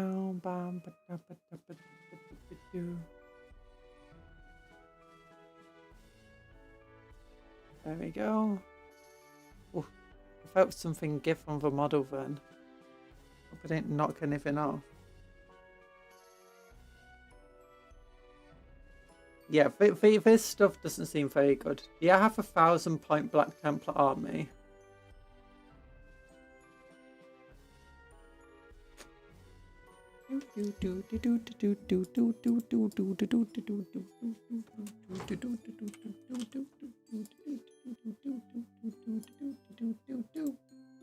Answer your question. This is my Black Templar armies. Each of these is armies I am building or have already built, that each have their own unique set of models dedicated to it. So if I've got one Crusader squad, it's in one of these armies. It won't be used in another one of them.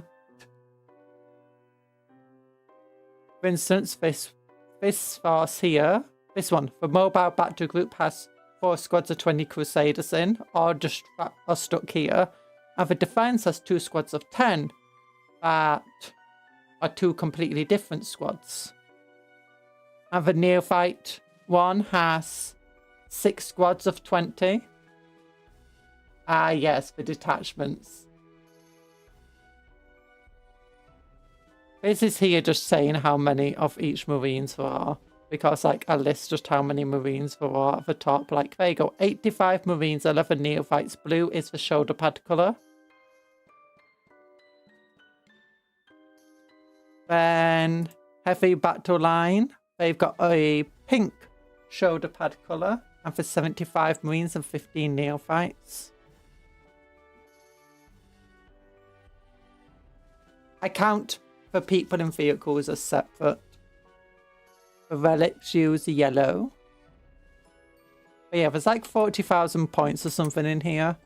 How many? 3,000, 6,000, 9,000, 12, 15, 18, 21, 24, 27, 30, 35, 38, 41, 44, 44,000 points. A little less than, because, you know, not all of them are exactly.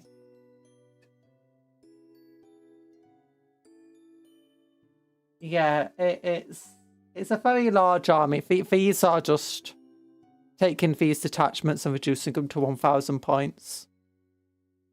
You have 1 of each point count. Running by. Hope everyone has a great stream today. Ah, thank you, ABC. I forgot the rest. How you doing? ABCD, sorry. Thanks for popping in and saying hi. Yep. Do I have a 1 of each point count? What do you mean 1 of each point count?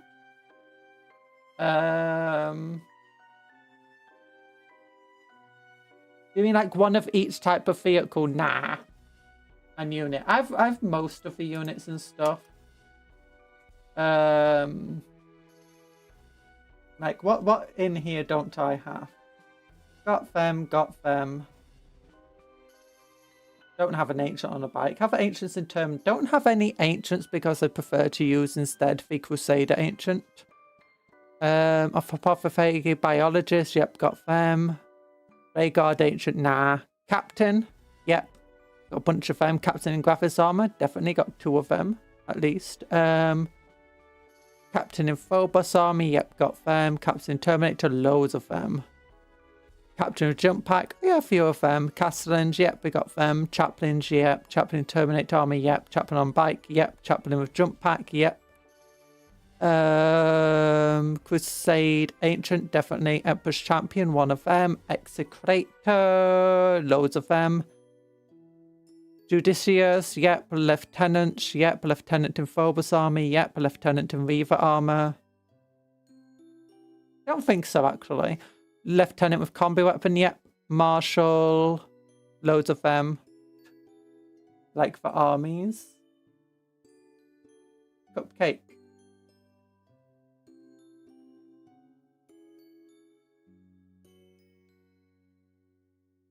You have 1 of each point count. Tech Marine, yes. Tech Marine and bike, yes. We just tiny. You are just tiny little cupcakes down there. Congratulations, that guy over there, and get the best event after this painting stream today. What do you mean, do I have 1 of each point count? We are building all of these armies over here.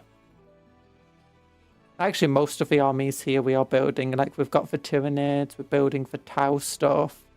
Although these aren't separate armies, these are just like, this is for army, and this is if we've got 1,000 points more of it. This isn't like a load of different arc armies. Instead, it's just the same arcs, just spread over different lists.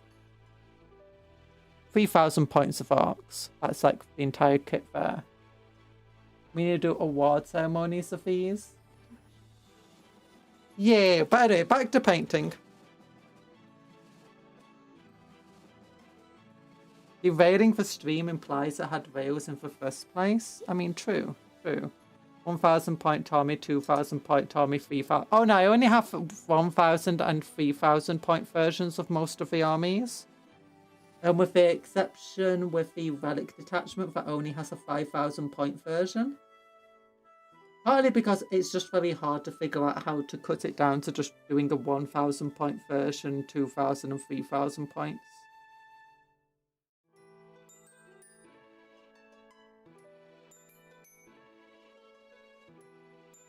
And eventually I'll probably build lists that use units from different groups, from different lists. Because the detachments aren't meant to just like always deploy as just a single detachment. Or just units from a single detachment. They're meant to mix and match units. Because those detachments are mostly quite specialized.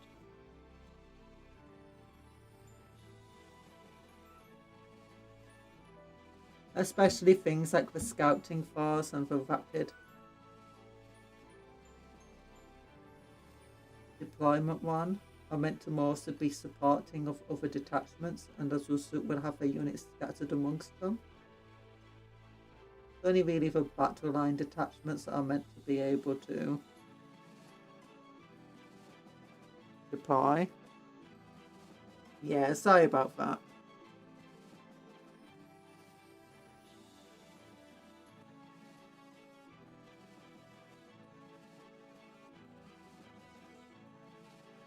There we go. Back to painting. Yeah, we're building a lot of Templars.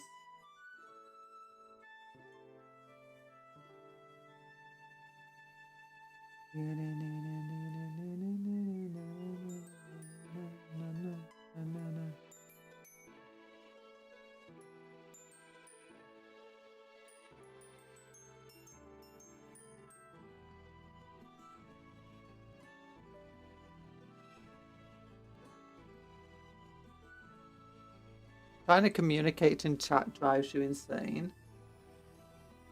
Yay! My eldritch horror attempts are good.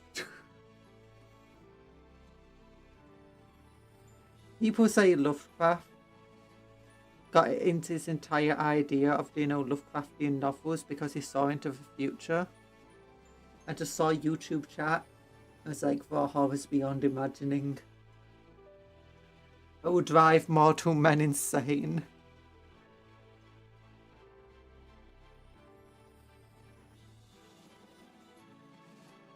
To be honest, people of a modern day and future would be uniquely prepared for all sorts of potential, like, crazy stuff that, you know, would drive a normal person insane from the past. But, you know, we're just in a position where, like, oh no, we deal with things like that every single day.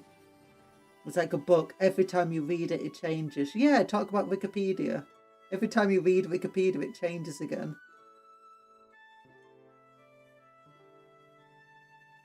This is a book that automatically updates of everyone who has died. Oh yeah, Wikipedia again. You know how quick that is?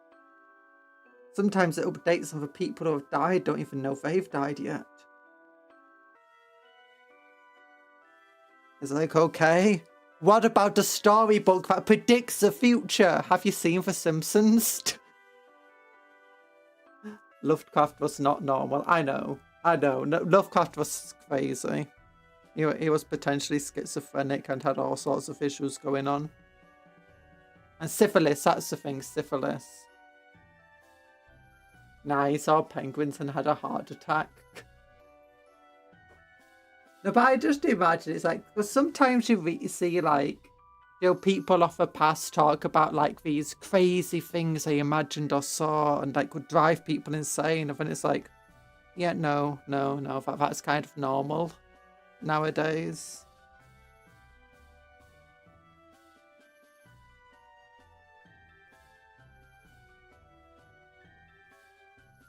Maybe that explains so much.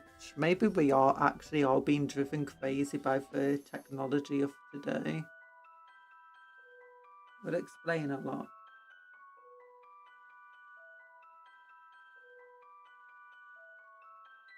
Think about a peasant from Middle Ages would react to cars and planes.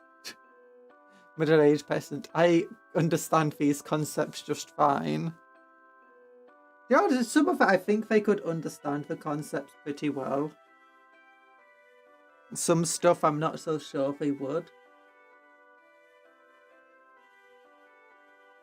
Like, I think one of the weirdest things that you might not necessarily think is weird, but it's actually things like air conditioning.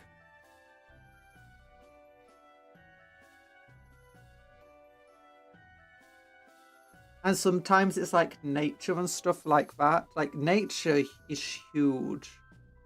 Because there's all sorts of documentation that still happens today of like people from you know, from one country where it's like super hot coming into a place where there's snow. And they have no idea what snow is, and it's just really confusing concept for them to get a grasp of. It still happens to some extent today, but thanks to TV and stuff, people get an early idea of like what snow is, and thanks to freezers as well. But yeah, air conditioning is like huge for like just like if you to take a person from like a tribe or something, and they just walk inside a building like from boiling heat, and then suddenly it's really cold inside. It can be a very confusing concept to people. especially like the entire, well, not heating, but like making something colder. Like people can quite easily grasp the idea of you go from somewhere cold and go inside a building and it's hot because there's fires. Even if you can't see for fire, you can still understand that stuff can get hotter. Medieval persons would be able to understand how a bumblebee flies. Persons would understand air conditioning, only British people wouldn't. Lovecraft is speaking out about air conditioning. I walked into the room and I felt a chill along my spine. It was as if the entire world had frozen. Yeah, it's air conditioning, bruv. The doors opened automatically before me, as if some evil force was there to open them. It's just an automatic door. Lovecraft did not understand radiator air conditioners and wrote a whole story about it. Really? Once again, a random African villager would understand air conditioning, only a British person wouldn't. Actually, not necessarily. A lot of people, it's been well documented how, like, many people, you know, for the first time would experience, like, from Africa, from Europe, from Americas, and all sorts. First time coming across air conditioning and it being a very difficult concept to get their head around.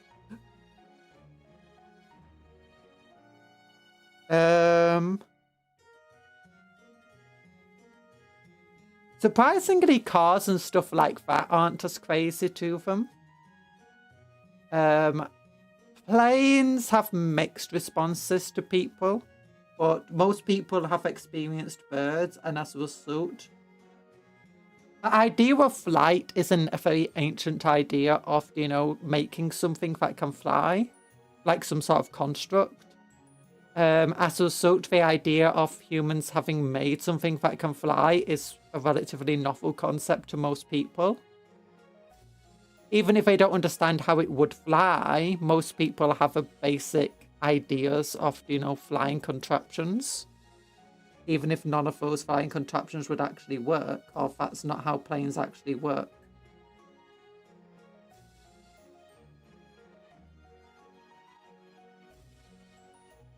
Can we send Talanis to Sentinel Island in full plate armor? Preferably not, he'll get killed. He's still a mouse. Full plate armor for a mouse is like an aluminium can.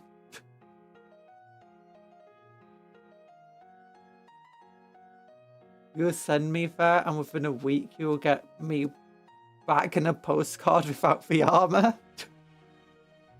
It's true.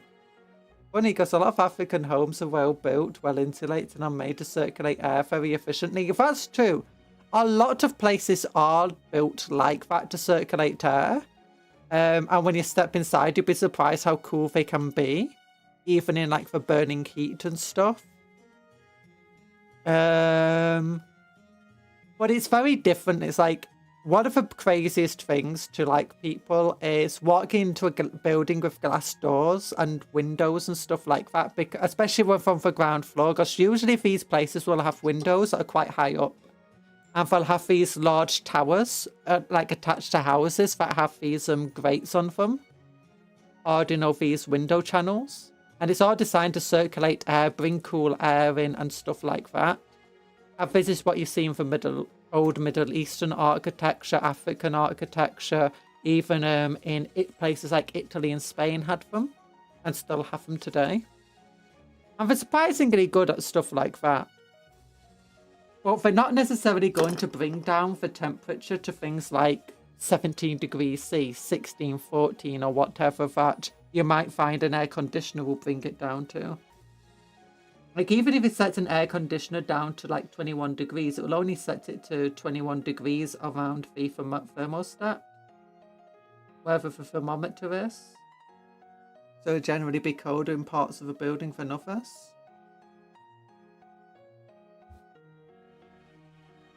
I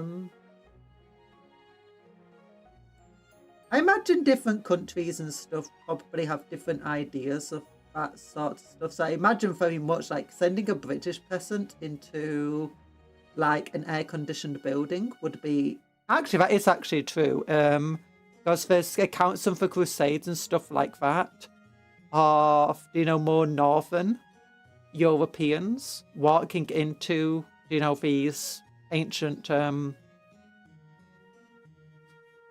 Middle Eastern buildings and being like, oh my gosh, how is it cold in here?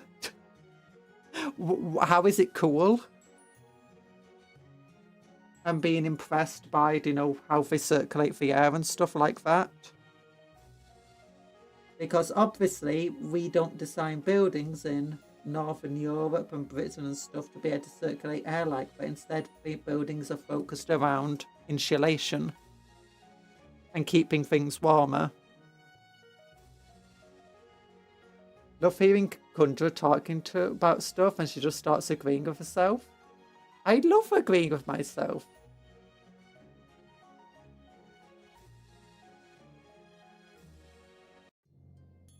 I've been kept. Wait, what is this? I think I missed some stuff. While buildings in hot countries with roofs are designed to catch the wind and cool air into them, and the design goes back centuries, so air conditioning shouldn't be too alien an idea. Yeah! That's what they have in the Middle East and Africa and stuff, with big old towers. Been kind of lurking here for a while, but I've been wanting to ask you, how did you all get into Warhammer? I'm interested, but don't know exactly if I want it yet. How did I get in? It was when I was very, very little and I read a White Dwarf magazine that someone brought into school. And it had carnifexes in it and it was super, super cool. And then I asked to get some Warhammer and my parents managed to find me some. And ever since then, I've been pretty much into it. Then I went out of Warhammer for a while and came back in once I started streaming. There's a Stone Age society. You'd be like a space marine there. Full playtime won't protect me from 40 people throwing rocks at me. Your Talan would not be protected because it's a tiny little rat. Playtime with a tiny little rat will be like a tin can. You can just crush it in your hand.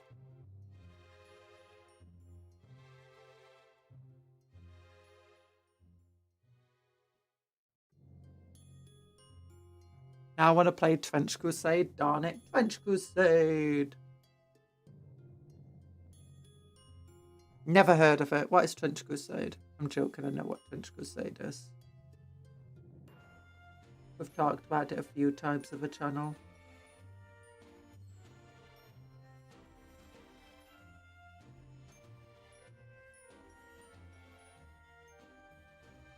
As if Britons would deal with temperatures of -30.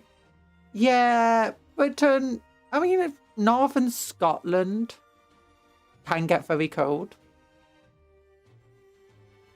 And we used to have ridiculously cold winters over in Britain.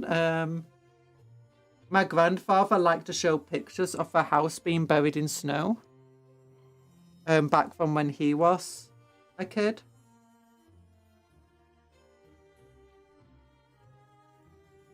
And obviously I've never seen that. Don't know what temperatures it gets down, and historically it went down in Scotland. I know it can get like well into the negatives there. But equally, most of Britain, other than if you go down south, until recent years, didn't really get that warm in the summer either. So we never really had to worry about like keeping houses cold. And even today, most of the houses that are around just aren't really designed to deal with hot temperatures. Like, it used to be only really for southern England that would ever see like 30-degree temperatures. And when I say recent years, I mean like the past decade. There were a few instances before then of hot temperatures, but they were like rare heat waves and stuff.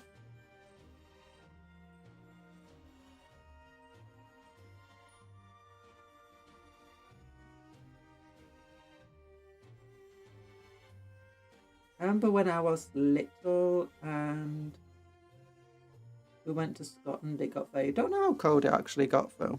As I was little. Apparently the lowest temperature recorded in the UK was -27 back in the 80s, but it was probably a bit of an anomaly. Yeah, I imagine so. I think usually you don't really expect it to get past -10 in most of Britain. Only places where you'd expect it to get below then is, again, basically Scotland. And that's northern Scotland. Designed as if the Scottish people don't live in caves. Who designed the caves? God, look. Look. Yes. What we would do is we'd dig in the ground until we found a cave, Minecraft style, and then we'll just, you know, the cave would be nice and warm because it's got this thick layer of dirt on top of it. And it will grow a bunch of grass and trees and stuff like that. And it'll be all nice and warm in our little caves. Don't judge your caves. They allowed us to survive. Yeah, thankfully we don't have to deal with the temperatures, of the super cold temperatures. But equally, we don't get super warm either. Most of the time. Nowadays we do.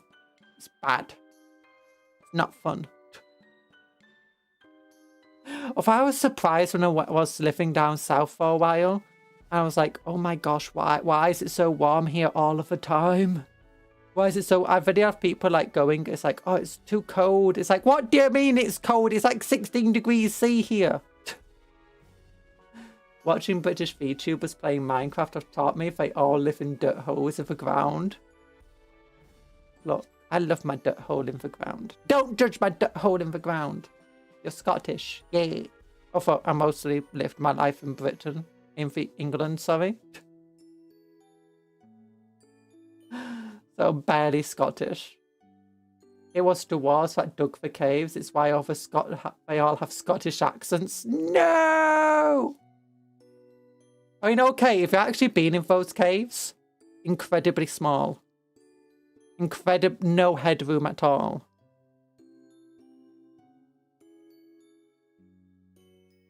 I can't believe that dwarves actually mined those things. Yeah, okay, I've got the eyes I want to do now. I've also got to do the sword blades.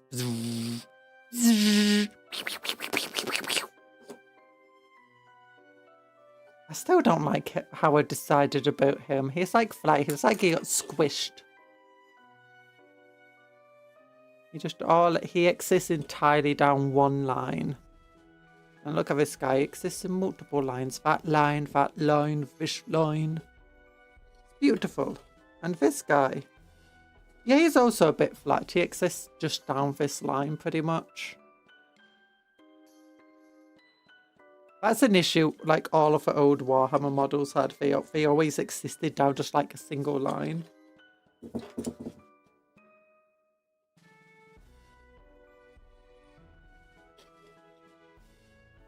Boom, boom, boom, boom, boom. No, no, no, no, no. What do people think of the new rules anyway? We've not seen the points cost of the new Iron Warrior stuff. We need to see the new... I imagine tomorrow they'll release rules of the new Knights and Mechanica stuff. I wish there was more armorless Marines. The closest to armorless Marines we have are Scouts, and they're not exactly even full Marines yet. I hate the rules. I don't play the game. Very old style posing on him, kind of like old Metal Marines. Yeah, this guy has quite old style posing, but that's because it's based on the really old art. If I did convert him, so it's not exactly the same. Oh,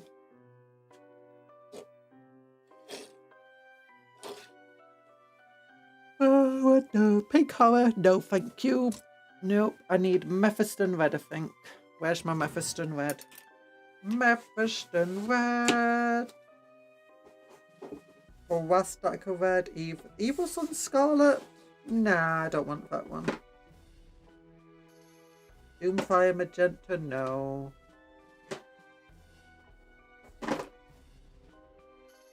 Rise of Rust. Oh, here we go. This is it.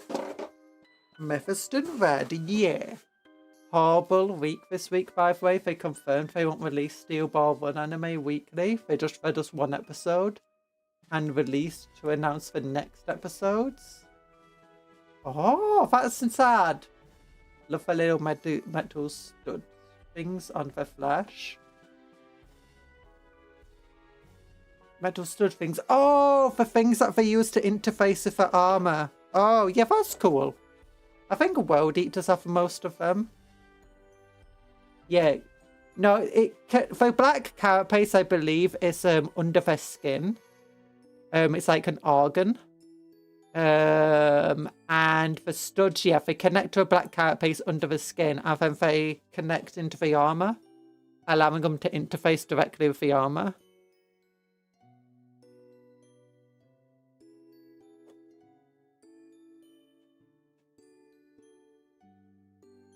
Do.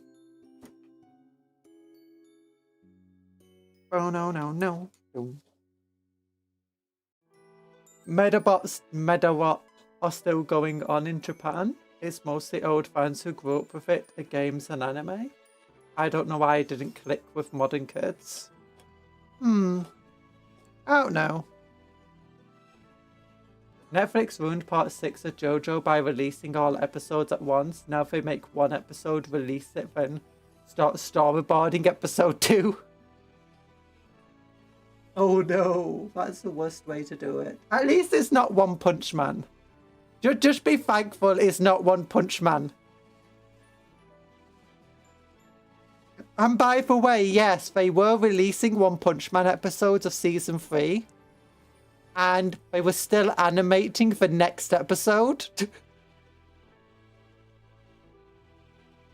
Like, many of the scenes weren't finished basically until shortly before it had to like be sent out to people, like, so 2 or 3 days. And sometimes it was delayed, which is why like the dubs or subs were just so rushed. All I ever wanted was a good anime. Talan, you live in 2026, there's no such thing anymore. Can't Circus only have one arm, unfortunately? Yeah. You don't really get armorless marines outside of the artwork and the animations and stuff.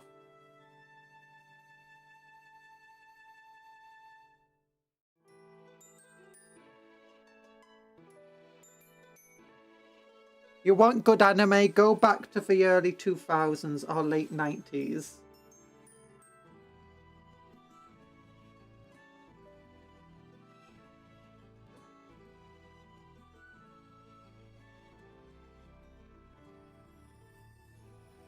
Oh gosh, I messed that up massively.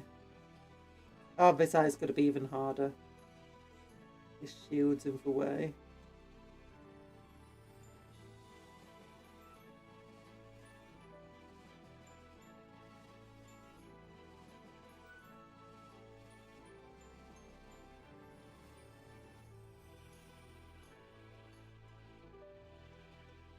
Oh gosh, that's a mess.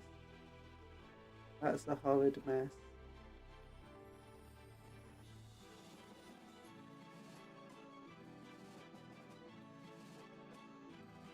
It's been 10 years since season 1. Man, I don't know what one was thinking, creator of One Punch Man. He got an amazing season 1 and decided, yes, season 2 will release in 7 years and I will let every mobile slot feature Saitama. I don't know if 1 got much choice in like anything.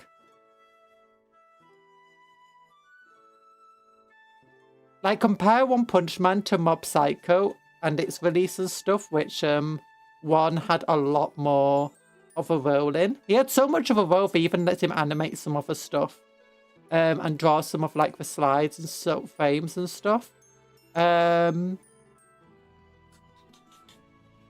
With With One Punch Man, it's basically the company that, you know, owns the rights to the manga that's basically been saying whatever. And it doesn't help One Punch Man just how many redraws they keep doing of it.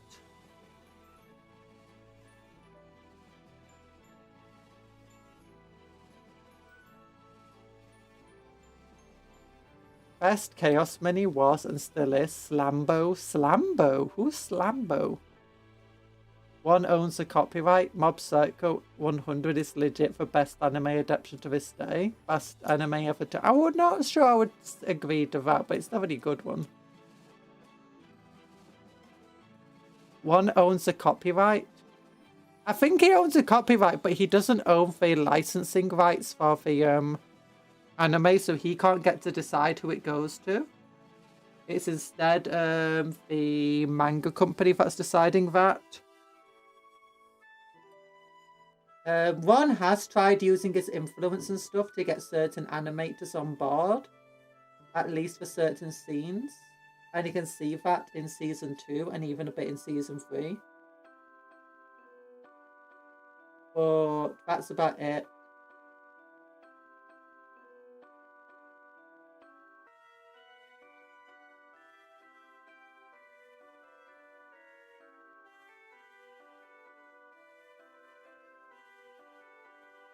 One Punch Man anime seems more like it's based on the manga than his original webcomic. Yeah, it's based on the manga, definitely.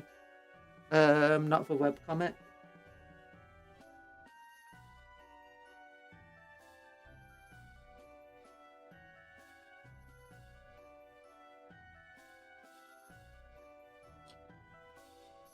Slambo is a Chaos Warrior from Hero's Quest holding 2 axes.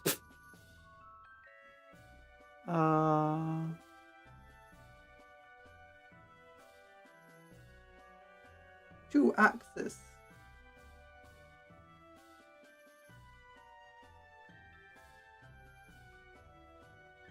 I am messing up these eyes massively. But it's fine. Oh my gosh, I'm doing it even more. But it's fine. I can just correct it with some black paint.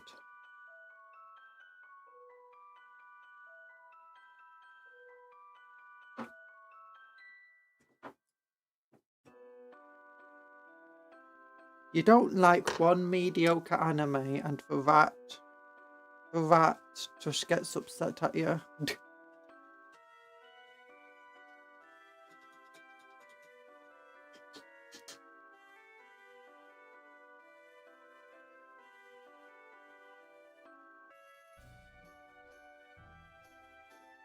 There we go.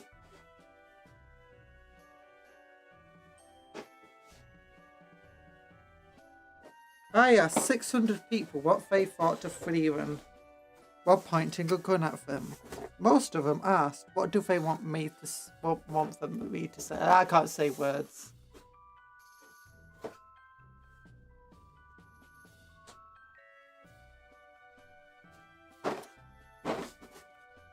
Do you like Freeran? Please say no. Coxgun. Oh, 600 people. Everyone who was still alive at the end of the day said no. I'll give you that much.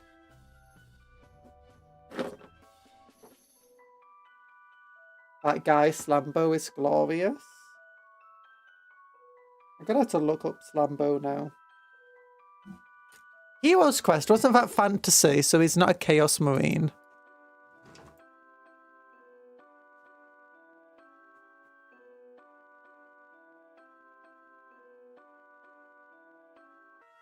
There you go. Slambo.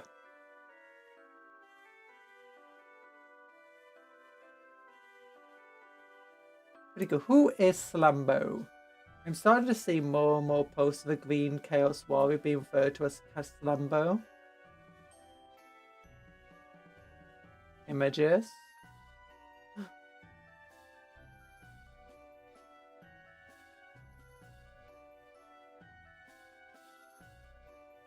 There we go. Slambo, the exalted hero of chaos. They actually made a version of him for Age of Sigmar. What the heck?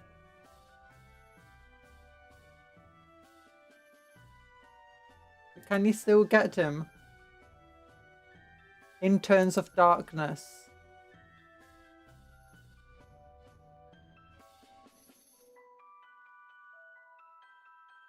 There you go, Interns of Darkness.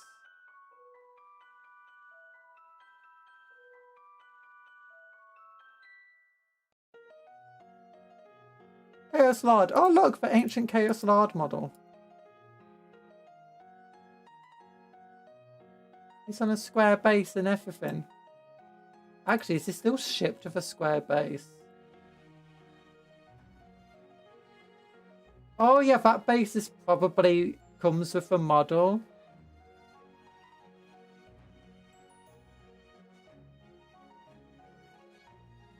$40mm round base as well.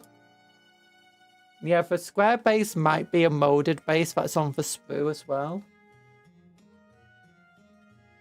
No, they don't still sell Slambo.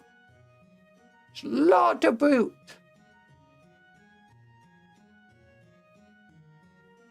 Oh, what the heck is this? I love that model. What? I want this model. It's so cool. Slambo getting the silver medal this time. He's not available right now. Sad.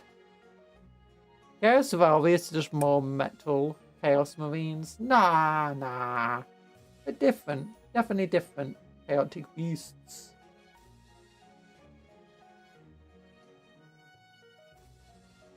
Slaughter boot.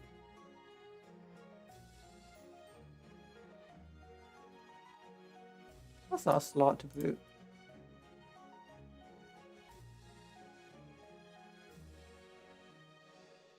Oh, I love slaughter boots. Oh, and it can be built as this thing. Beautiful.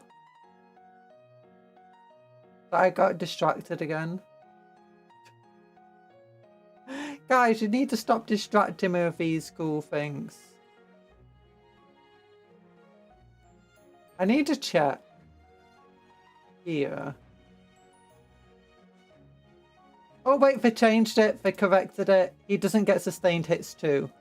He just gets devastating wounds. They managed to fix that. Okay, so he's not as powerful as I expected him to be. That's cool.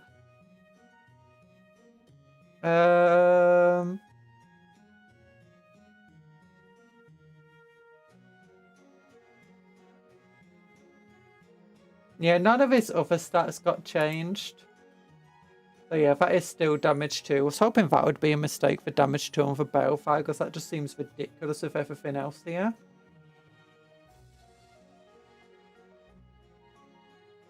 Yeah, his damage output is just ridiculous. No, I've washed the brush, don't worry about it.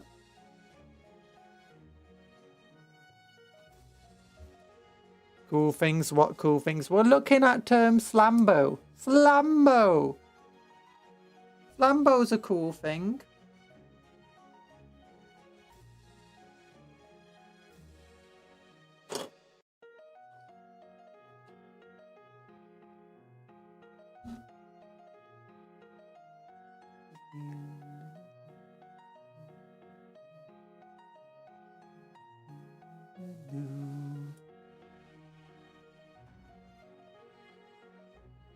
He's not a Chaos Marine, he's a Chaos Warrior.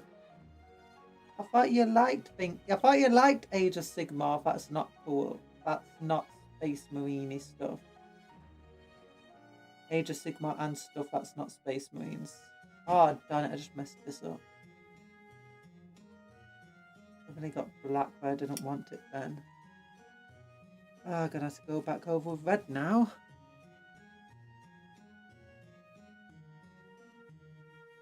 Oh my god, Slambo might be lost. I can't find him anywhere.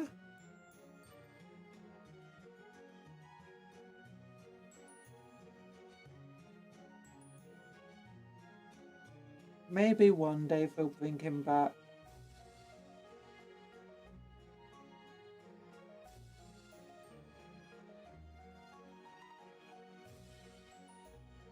Is it true? Is it true that Scarven FaceTimed the Eldari?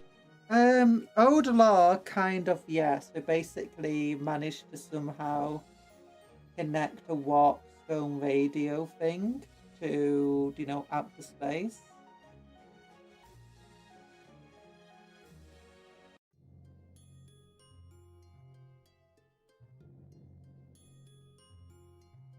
But I'm not so sure that's, you know, in current law.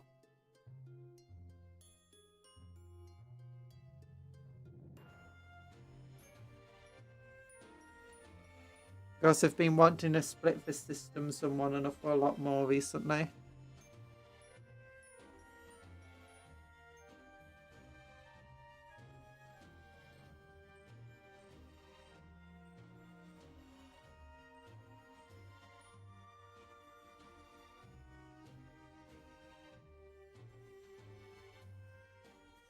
Alan is a hyper-intelligent rat ogre. He can count and say his name.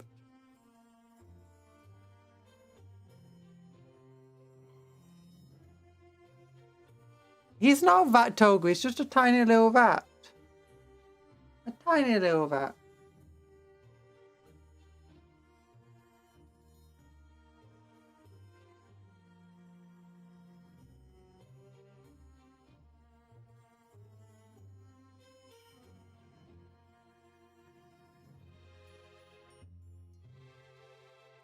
Cuptle used to be a kaiju. Have you seen the lore video? I put the lore video up by itself now.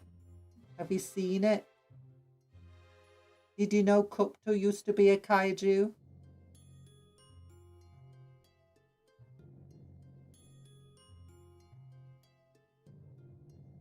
If you have seen it, you should go and give it a like. And if you've not seen the cover, you should go and give that a like too and share it.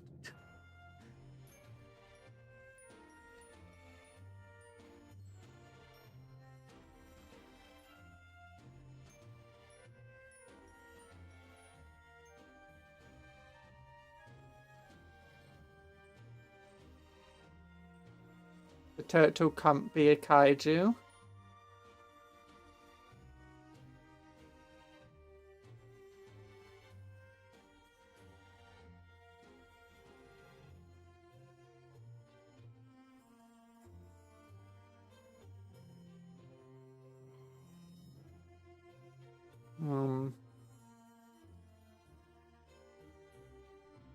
Master of Clan Molder is the one that likes to do experiments. Thankwell? Thankwell is the wizard. It's Thot the Unclean that does the experiments.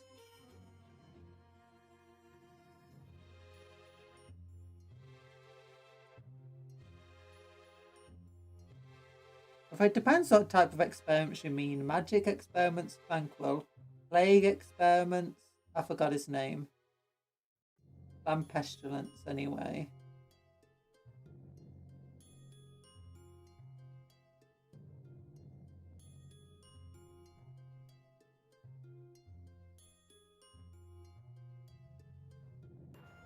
What?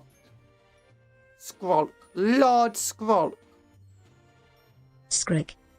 Wait, is Squawk for one that does the experiments? And is Thot for Clan Pestilence? Oh, Thot might be for... No, I thought Thot was... Clan Pestilence is Squawk. Squawk, isn't it?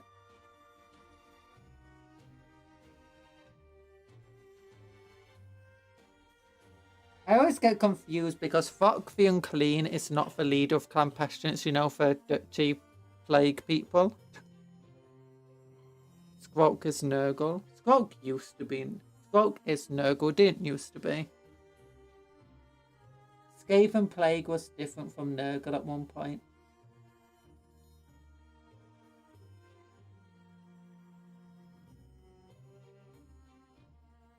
Now no longer. Now no longer.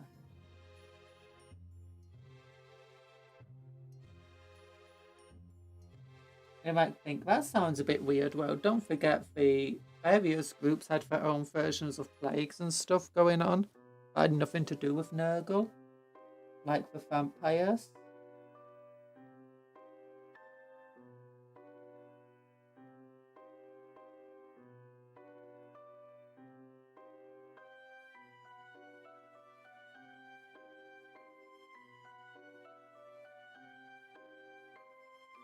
Aperture Laboratories would love to know what's location.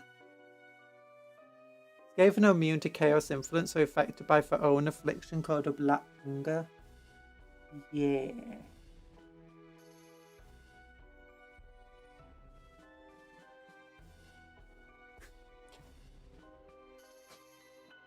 Okay, let's pink color in the middle of the eyes anyway.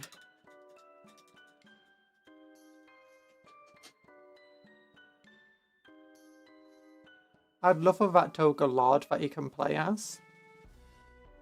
I don't think Vtubers are intelligent enough to be Lords.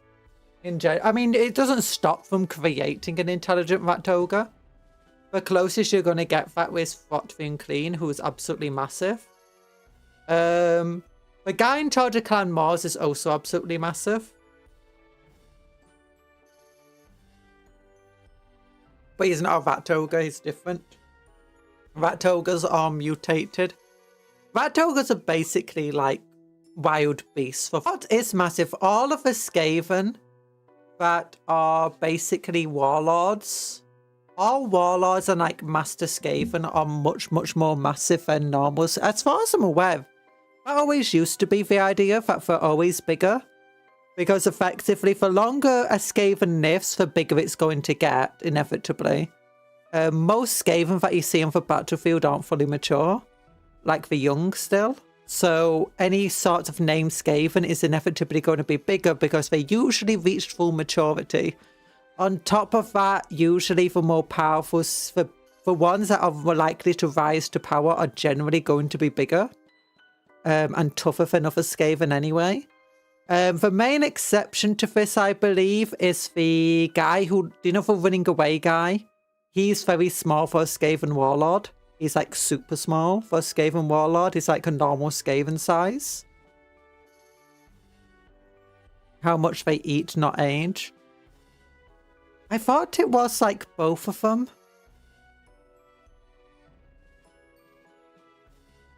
I think there's like 3 things that determine like a Skaven's size. Is one, basically the natural vicinity. But you have like different types. This is old Skaven lore. I don't know how it is in modern Age of Sigmar Skaven. But usually you have like different nests.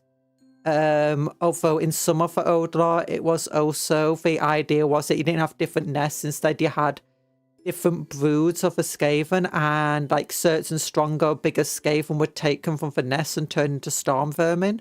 But then you had this idea of like you had multiple different nests, and like leaders were taken from certain nests, and like the storm vermin were also taken from those nests. I generally think some of them are literally just born bigger and stronger than others. Then you got how much they eat and stuff also determines that, and how much warp stone magic stuff they've got going on, and then just how old they are. Skaven can extend their life with magic like Squawk, but Skaven younger than him, like Queek, are much bigger because he ate the whole nest he was born in. Yay! Generally, you find that the bigger Skaven will eat the smaller Skaven and inevitably get bigger as well from that.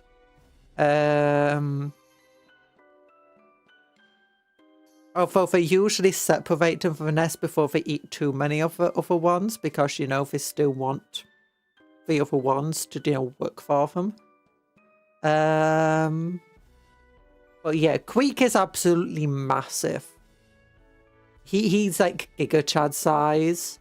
Various descriptions have given him different sizes. Like, I think it's been described in the past as big as an ogre, where others just say he's like bigger than a normal man.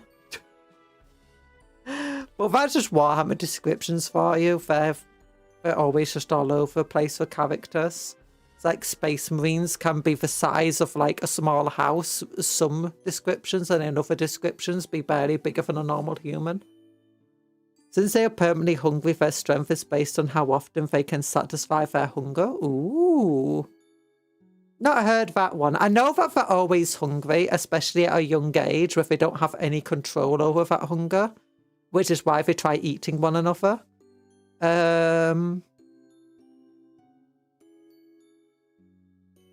But yeah, you got a lot going on with this Skaven.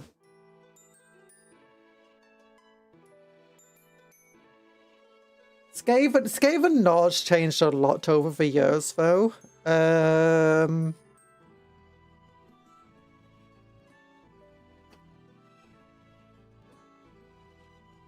Mostly just as Games Workshop has tried to like decide how grim dark they want the Skaven to be and how silly they want them to be.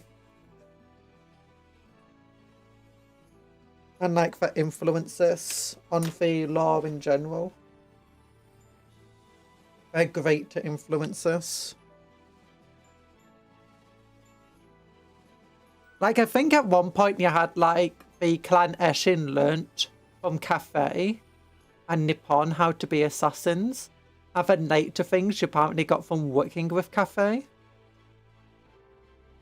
And being hired by them and stuff. I'm not sure which one of them is meant to be the actual lore now.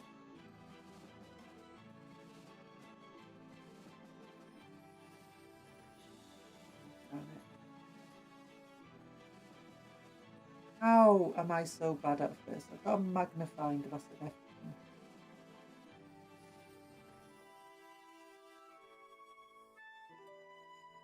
God eats warpstone, which is more nutritious than meat. Skaven like Greek are just willing to eat more often than other Skaven like Tretch. Tretch Cravenclaw, that's his name. The tiny guy.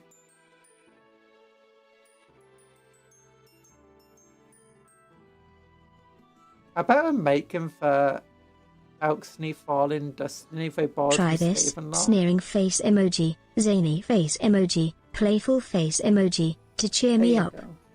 Hey, I've done those faces for you. I did them earlier.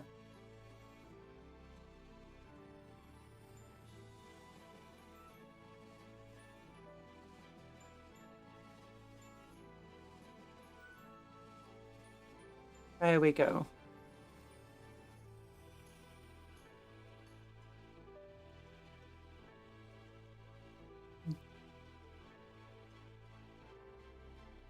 There we go. They drink a substance called ether. The more they drink, the bigger they grow. Oh, that's interesting. Yeah, I thought that the Skaven size thing was entirely just basically the biggest survive, not the more they eat, the bigger they grow. Like, why wouldn't a Skaven eat more? That's the main question. And why would really old Skaven, like Tranquil and stuff, not be absolutely giant? Why wouldn't they be like the size of Vtuber by now? And why would younger Skaven like Queek be bigger when they've obviously not been able to eat as much as, you know, for older ones? Also wouldn't make sense why like Warlock engineers and stuff that get more access to Warpstone would be smaller than much younger Storm Vermin. The Storm Vermin are absolutely massive compared to other Skaven, including things like engineers.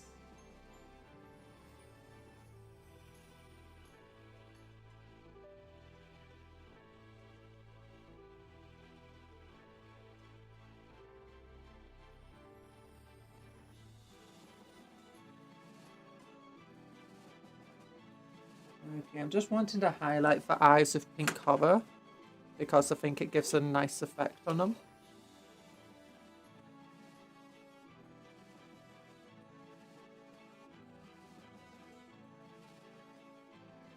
I want to put a little bit of white in the eye. We'll put some dirt in the eye.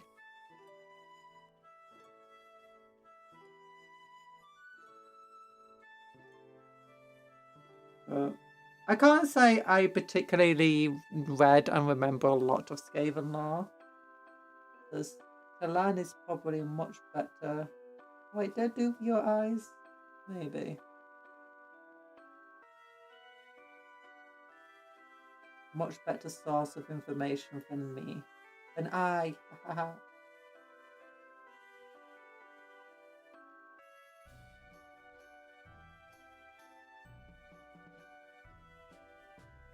Pocket sand. Pocket sand. Are people excited for a brand new day?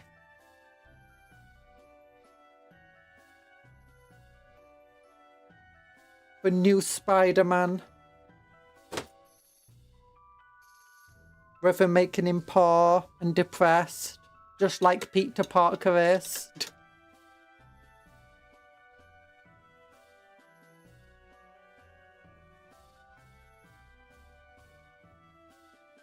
Like, Peter Parker, I wish to be happy. Nah, I can't do that one. Like, why not? Why not? I'm not wishing, like, to do stuff to make me happy. No, I'm just wishing, like, just pump me full of endorphins so I feel happy, no mind what happens. It's like, no, you're not allowed to. You're not allowed to. For right to say so. Skaven are so dumb. Skaven are dumb.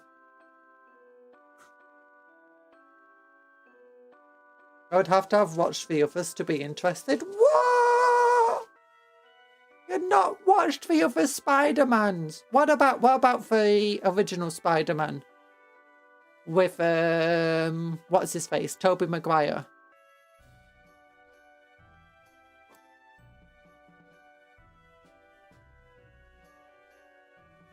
This is not mixing very well. Just give me a moment.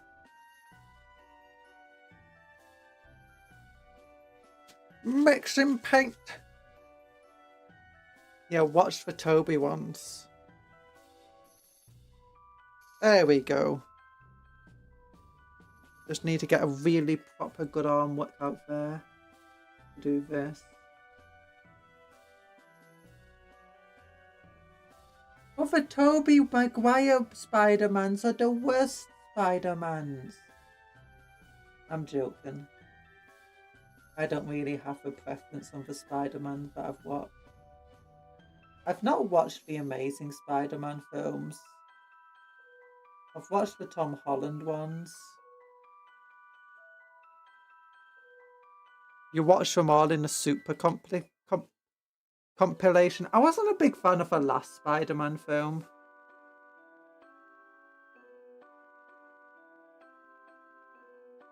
I preferred the others.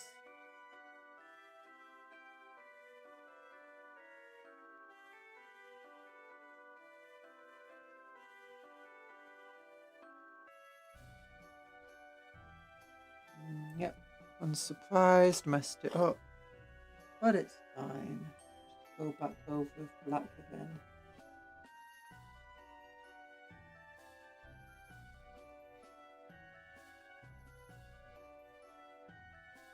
There we go.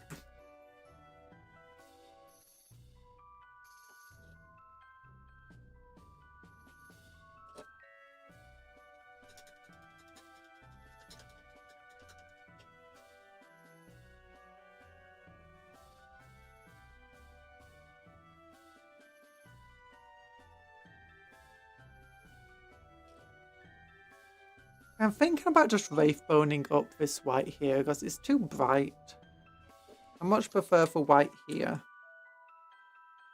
You know. But I don't know. How's the white here by comparison? More of a grey. I get some apothecary white on, see how that looked. Yeah, it was so fun. 2 Amazing Spider-Man movies was trash. The first was good. The second Amazing Spider-Man movie was bad. The first one was good. The Tobey Spider-Man 3 was bad. Tom Holland is an awful Spider-Man, but a very cute Peter Parker. I don't know. The Tobey Maguire Spider-Man, I tried watching the films recently, and I feel like a lot of the film did not age very well. Like, I'm just not a big fan of it. Spider-Man 2, same. For certain things within the films, I think is really good. Like James Jonah Jameson, or whatever it's called. Amazing, JJ.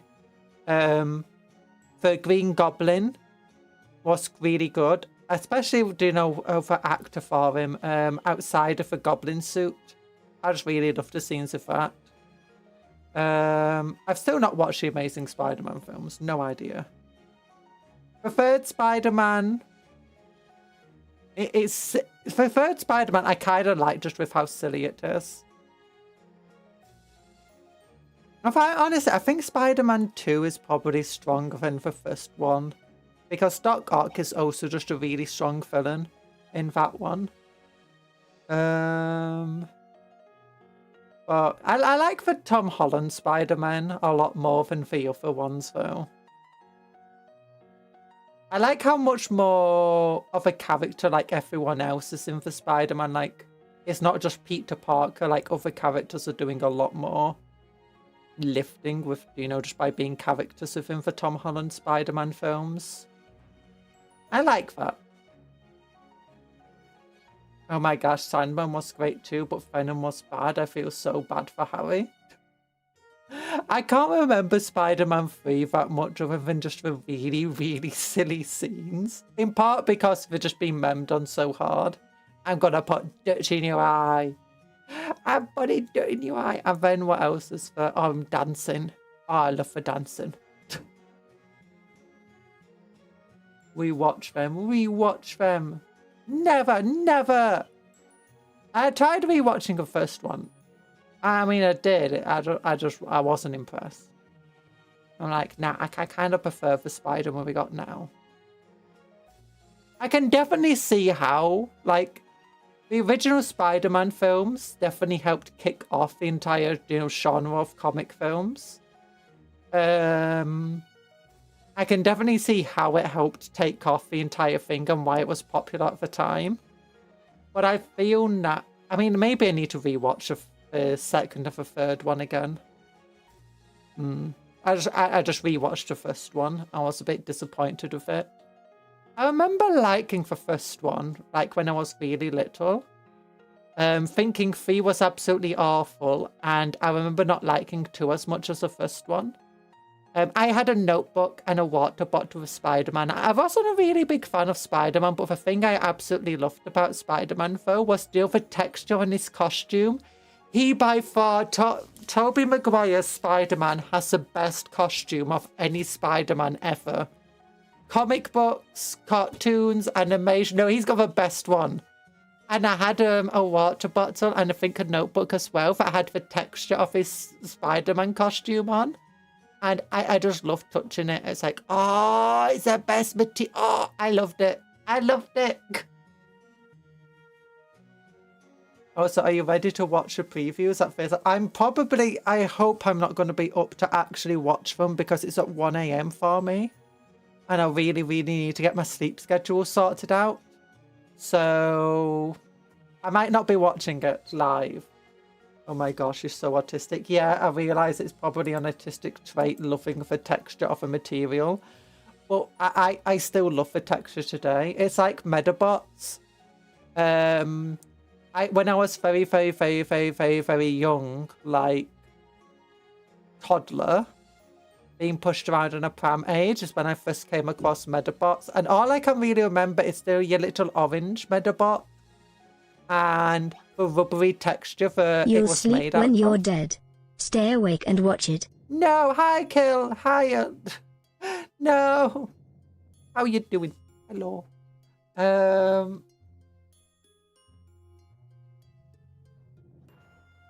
But yeah, I remember when I had a Medabot, I was chewing on the Medabot toy and it had this rubbery texture and taste, and that's really all I can remember properly of Medabots. And every single time I look at Medabots, I just suddenly have that texture and taste again. I was like, I was a baba. Oh, I think it must have been, I see new model. Yeah! New Templars. That's what you mean, right? That's the only new model here.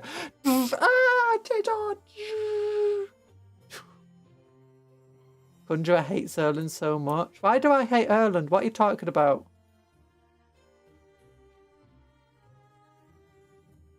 Why are you saying I've been here? I don't know why I said hi, Erland. I know you've been here. I said hello to you earlier. We were talking earlier. I just almost said hi. I meant to just say hi, Kill.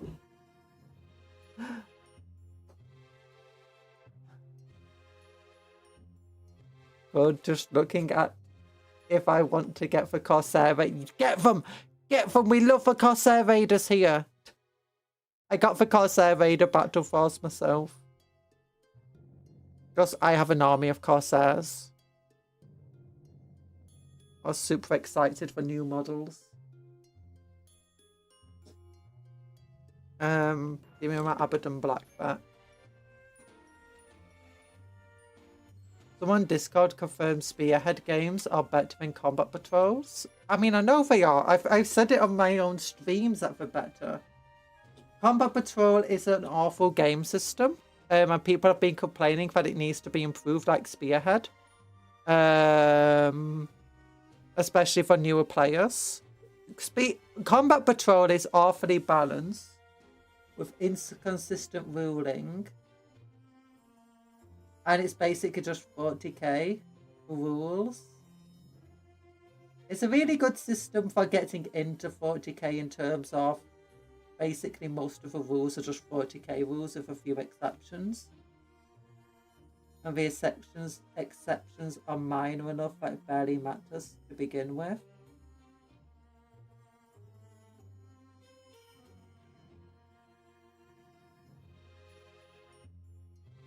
If I'm agree, they'll update Beastman for Beasts of Dark in terms of darkness.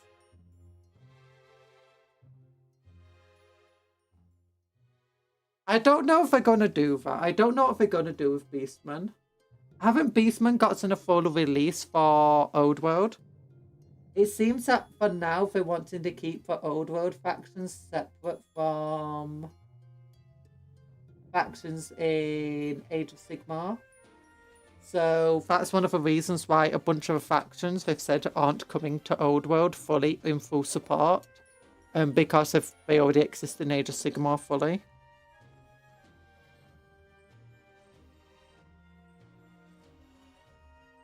Like Lizardmen and not Wood Elves, Lizardmen and Skaven.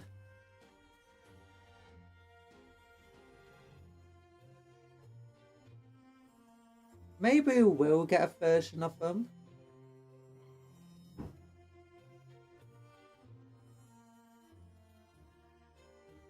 And but they'll have a different name. Like the Felgar Horde or something like that. But I wouldn't hold my breath for it.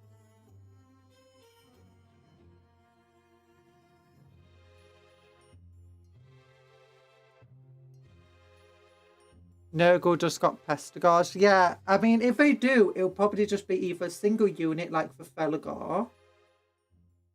Or, you know, like you got the Sangars, Pestigars, Slangars. Do they have Kongars at the moment in Age of Sigmar? They probably will. If you do, it'll just be a single unit rather than, you know, full-on faction rules. Because as far as I'm aware, the Slangar, Pestigor, and so on don't exist in the Old World.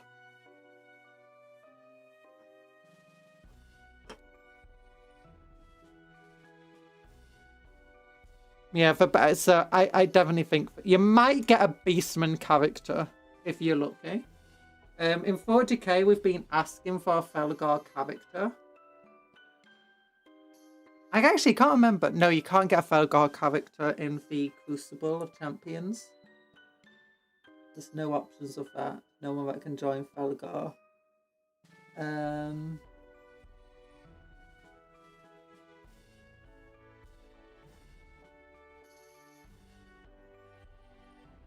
There we go.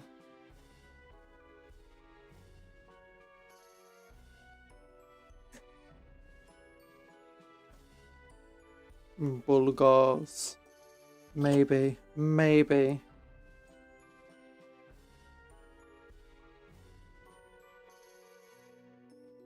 You know, abbreviating it doesn't make it any better for YouTube.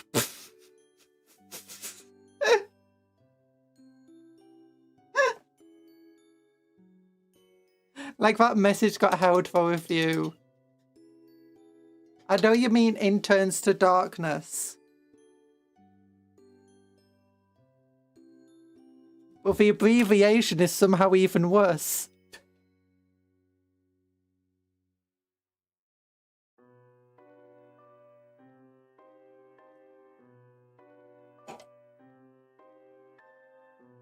Like, what are you planning to do this weekend? Well, yeah, I don't know. Maybe get an STD or two. Judge of Darkness. Like, what? I mean, like these, you know, a couple of interns.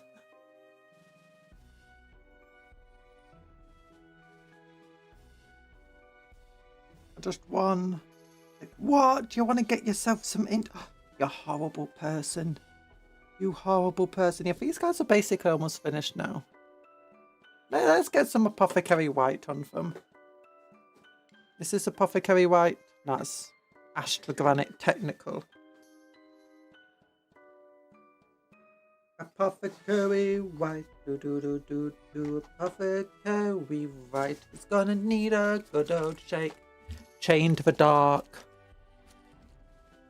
Yeah, I think I was in love with a Thomas Elliot Bulgar fighting a Stormcast. Ooh.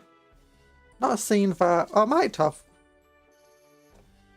They might release new ones. They might do. I hope they do. Oh, I've been looking at, apparently they released the Steel Legion. Made to order 3 years ago, so we may or may not be getting a new Steel Legion made to order. It's hard to say for sure. Can I send a link to that? You can, or you can send it on the Discord if you're over on the Discord. You send it on Discord, yeah. Because the link won't work here unless you're a mod.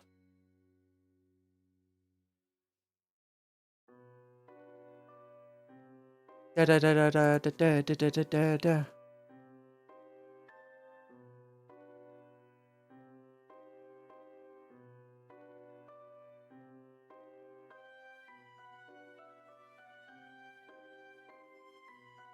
There we go. No.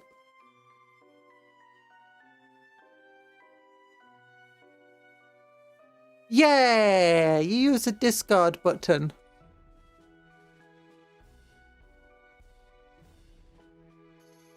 So I'm shaking this spot thing until it stops being white at the bottom. Feels so good to have a Discord command. Yeah, I should probably have like in my chat messages just like a link you can go to join like all of the servers and follow me on Blue Sky and stuff. Feel like Megami summoning the Mahogala. The Mahogala. The Mahogala. Megami only does one thing. Explosion! Oh, what's the word they say they use in Japanese for it again? I forgot. Back. Watch JJK to understand this joke. Oh, there's another Megami.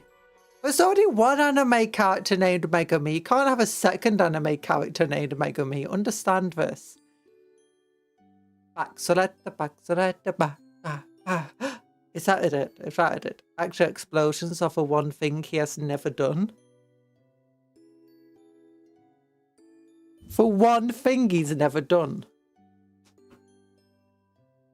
What about steal from a charity? Has he ever done that? I'm assuming he has now.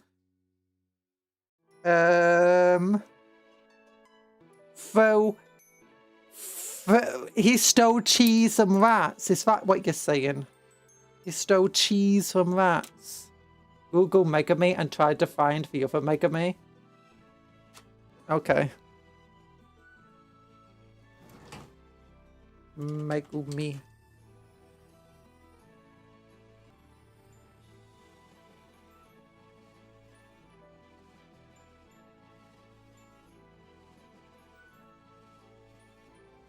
Do. Funda, yeah. The Doggo of Doom.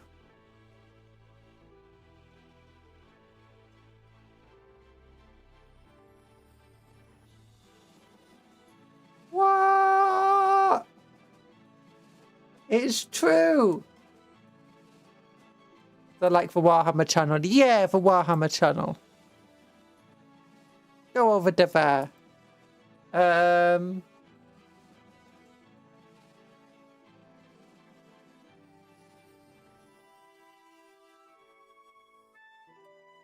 But to be honest...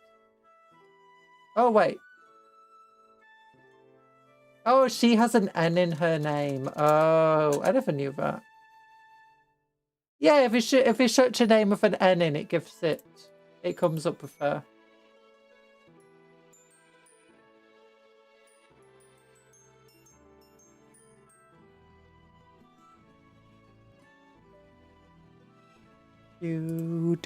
Do.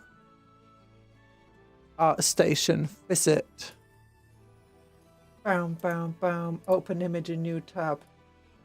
Bam. Click this button so I can show chat. Bam. There we go. Here is it. Why do these Stormcast Eternals look like Alpha Legionnaires?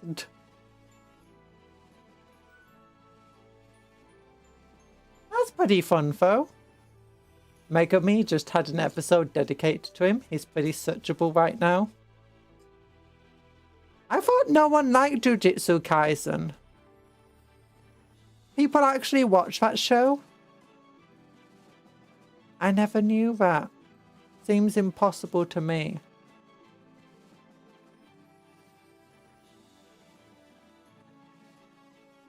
Like, why would anyone watch that show? I'm joking, I'm joking. This is cool art though. Look at him. Look at that boy. He's got some schools on him. No, people don't read Jujutsu Kaisen. Because our fairy is eternal and omnipresent. True, true. That guy's got an arrow going right in his heart. He should be dead. Also, I thought Stormcast Eternals were meant to be like Custody level. And here you got this guy. Look, this guy over here. If I had to give a sound to him, it would be the Wilhelm scream. Like you know, as soon as he gets hit, he's got to have a Wilhelm scream overlaid on him. Like, ah! Ah! And that guy wouldn't. He's still fighting. That guy's dead. This guy's dead. This guy's fine. But better to think Custodes? Nah. Muscles too big. That's not in his heart. Maybe. Maybe. Also, don't say that, Talon.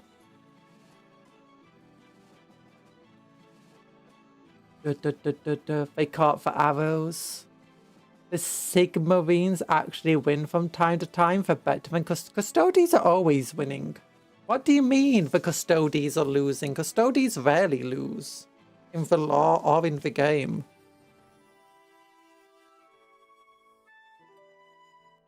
Adepticon. Oh, it's not tomorrow. It's not the day after. It's the day after that. Or technically for me, the day after that because it's GMT. 1 AM. GMT. Ooh, new Middle Earth stuff. Ooh. New Horus Heresy stuff, new Warhammer Underworlds, new Age of Sigmar. So Warhammer Underworlds is still getting support, that's good to hear. New Warhammer Kill Team stuff, and new 40k stuff. Ooh. People have been pointing out some of the patches.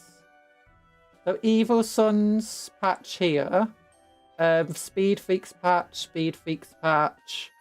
Armageddon. Rogue Trader patch, Rogue Trader looking patch here for both Imperial things.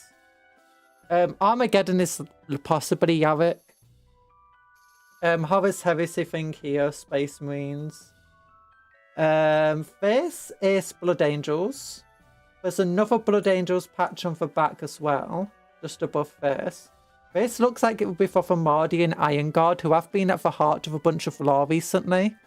Don't know what this patch is for. That looks like Horus Heresy again. It looks like we're getting new Blood Angels stuff, potentially new Guard stuff anyway, potentially new Inquisitorial Agent stuff. and maybe related to Rogue Traders. Definitely new Arc stuff and speed things. The Evil Sons might be for the fantasy arcs. Not fantasy. Because you have your own Evil Sons over there, don't you, now in Age of Sigmar? I don't know if that's the same symbol. Let's look. Age of Sigmar. Have they had recent releases anyway? It's Gloomspite Guts. Yeah, because these guys have their own Evil Sun stuff. Speak of Road Traders, can't wait for the new game on the channel. Yeah, on Saturday. I've tried out just a tiny little bit. I need to play a little bit more to actually get a feel of the gameplay. Oh, where's the chariots? I missed them. Okay, here's one. I just want to see if we've got the Evil Sun symbol here on it. Doesn't look like they've got the same symbol. Yeah, it's a very different symbol. Hope you're starting a new game for the stream. I will do. We'll build the character and stuff. Why are you throwing stuff at me? I have to play the game to get, you know, the settings and stuff correct. And to make sure it works with all my recordings. Because of the amount of games where it doesn't work and I think it should have worked. And I have to go through a whole load of process of troubleshooting. It's really annoying. And I've done it before where I never started the game and instead I just opened it to a main menu and as soon as I start a game it just completely breaks stuff. So, you know, yeah. Adepticon looks like it'll be lots of announcements there. Oh.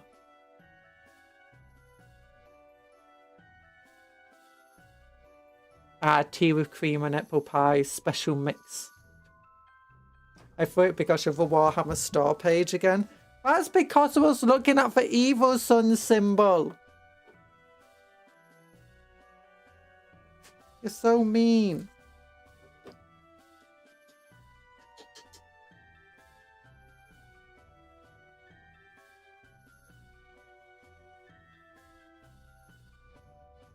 I hope you're enjoying your apple pie.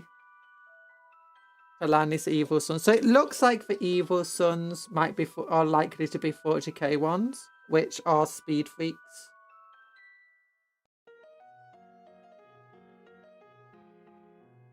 Well, I've not done the silver on the weapon, and that's the silly thing.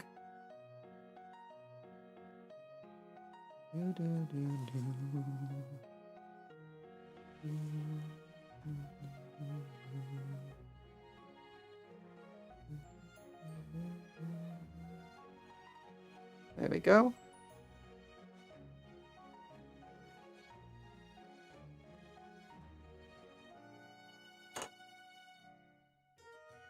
People love the star page for Games Workshop. It's like the favourite place to be. Otherwise, why would I keep going there?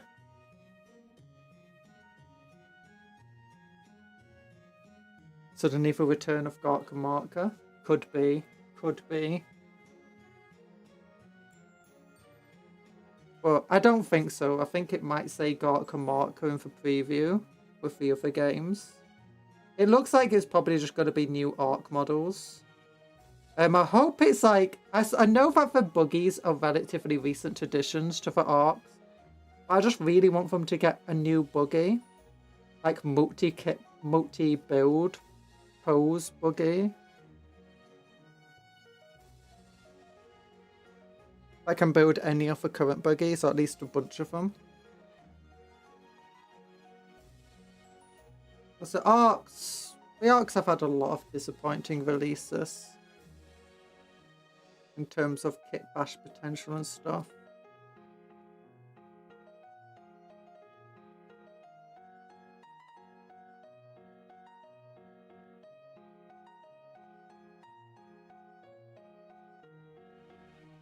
Unfortunately, it's just a new Battle Wagon. I mean, a new Battle Wagon wouldn't be bad, but for old Battle Wagon can definitely still go for a few more years. without it being an issue. I mean, if they do a new Battle Wagon, if they don't allow all the modulability of it, that would be annoying. But it's time for my annual new bike purchase. Annual bike purchase. A mail has been sent off asking for a trade discount. Hopefully I get a good one. If so, ordering ASAP. I've even begun looking at alternate head bandages for it. Head badges, not head bandages.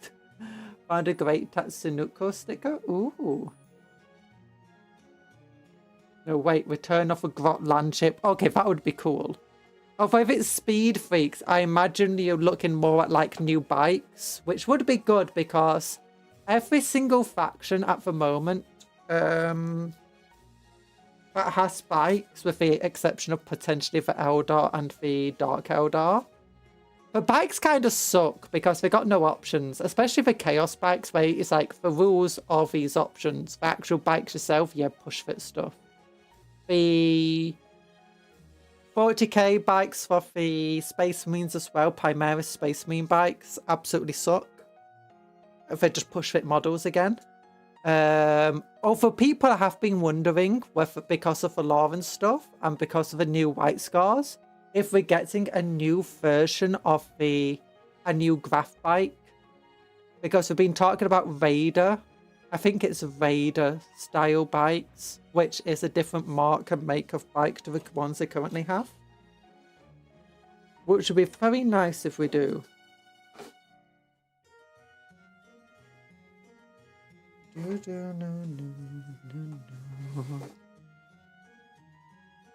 If you need a battery, I can just kit bash a Tonka toy truck at its base as a base. Might be a bit too big a Tonka. Now just glue 3 chimeras together. Yeah!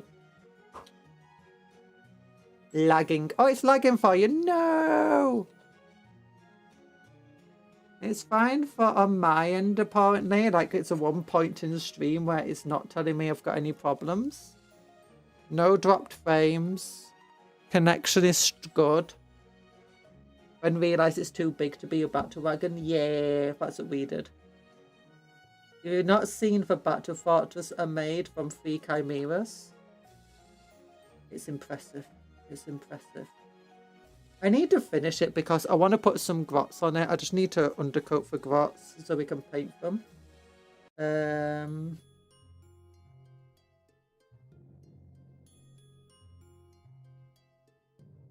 Yeah.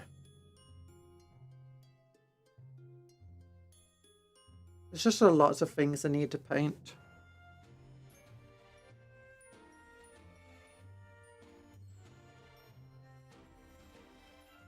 It's what we would call an absolute unit. We butter the bread with butter. Yeah! Butter for bread with butter. Butter for bread with butter. We love that butter. We love it now. The food tasting good. If you don't love butter, then you're no friend of mine.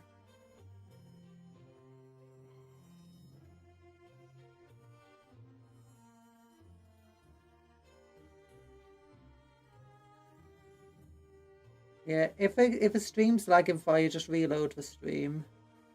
That should hopefully fix it. Because it doesn't look like it's on my end. It doesn't know for band. I don't know for band. I don't know half the bands I listen to, let alone for bands I don't listen to. Although there's only one band you need to know. And by band I mean one singer. And that's, you know, me. Advertising once again. Cupcakes Conjurers. Cover song of Human. Originally by Of Monsters and Men. Not of Mice and Men, of Monsters and Men. And parts and distinction. Needs more metal. We got loads of metal. We got the metal on the chainsaw. We got the gold. We got the bronze. We got the gold. We got the gold. We got the gold. We got the gold. We got the bronze. We got the gold. We got the gold.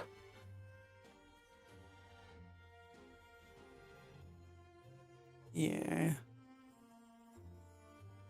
Somehow, I don't know how some of that paint got around. We'll be going over with blue again anyway. It's fine.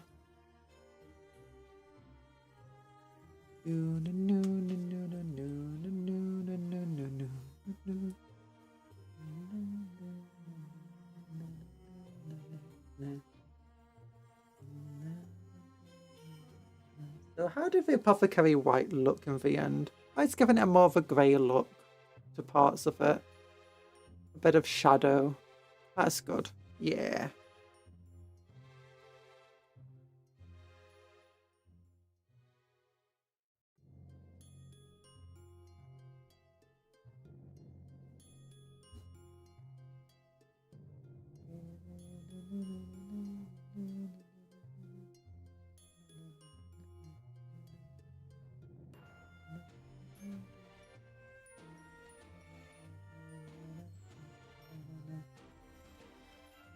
You ever see colour schemes where you think they're really, really cool, you just wouldn't want to do them on your own models?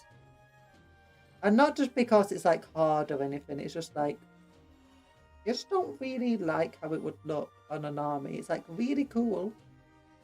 Because I've seen a cool bunch of paint schemes like that, I'm like, oh my gosh, that's so cool. I just don't like it. Like this one where someone was painting Marnius Kelgar, and they're doing like this really bright ultramarine non-metallic metallic armor. I'm like, it looks really, really cool on a single model, but as for like making like an army of guys like that, I just wouldn't want that color scheme.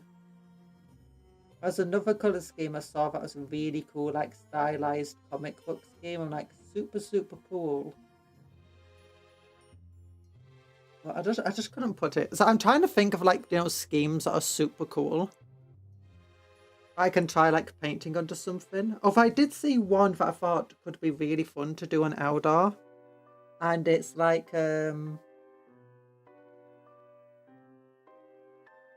best described as like dry brushing lots of different like contrasting colours on top of one another. Mostly purple, orange, some yellow in the middle of the orange to make it brighter.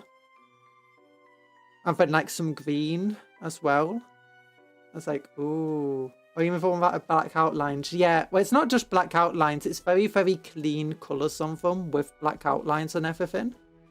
Like, that's super, super cool. But, I mean, even if I had the patience to paint that entire thing, I just wouldn't want an army looking like that.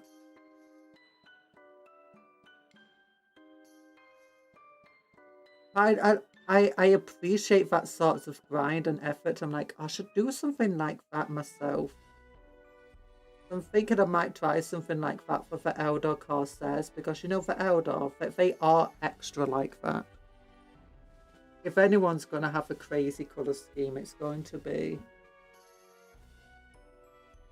the Eldar.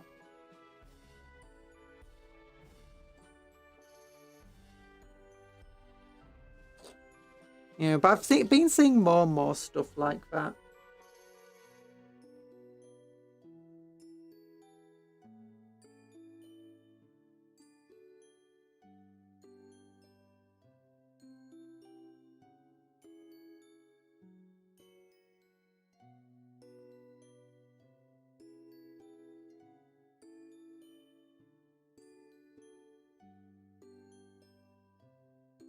There we go. Yeah, these guys are almost finished. It looks like tomorrow I'll have some other models to paint then. I'll get some more Marines out. Yes, they're going to be Marines because I've just got a bunch of them to paint at the moment, about 25 of them. So far we've fully painted 4 of them, and it's going to be soon 7. 26, that's 19 left.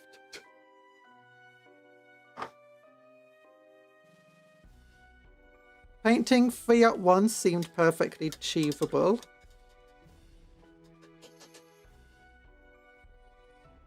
Yeah, All that's left is just some neatening up. Get some highlights onto the blues, highlights onto the armor, and highlights onto the gold. Neaten up any mistakes I make, put some known oil on them.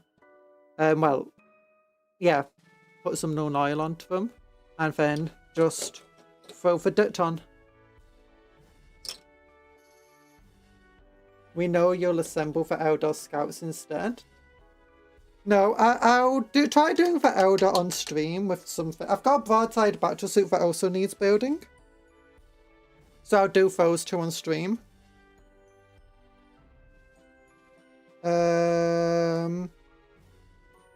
I've finished painting these tonight while either watching Lord of the Rings: Return of the King or just listening to an audiobook.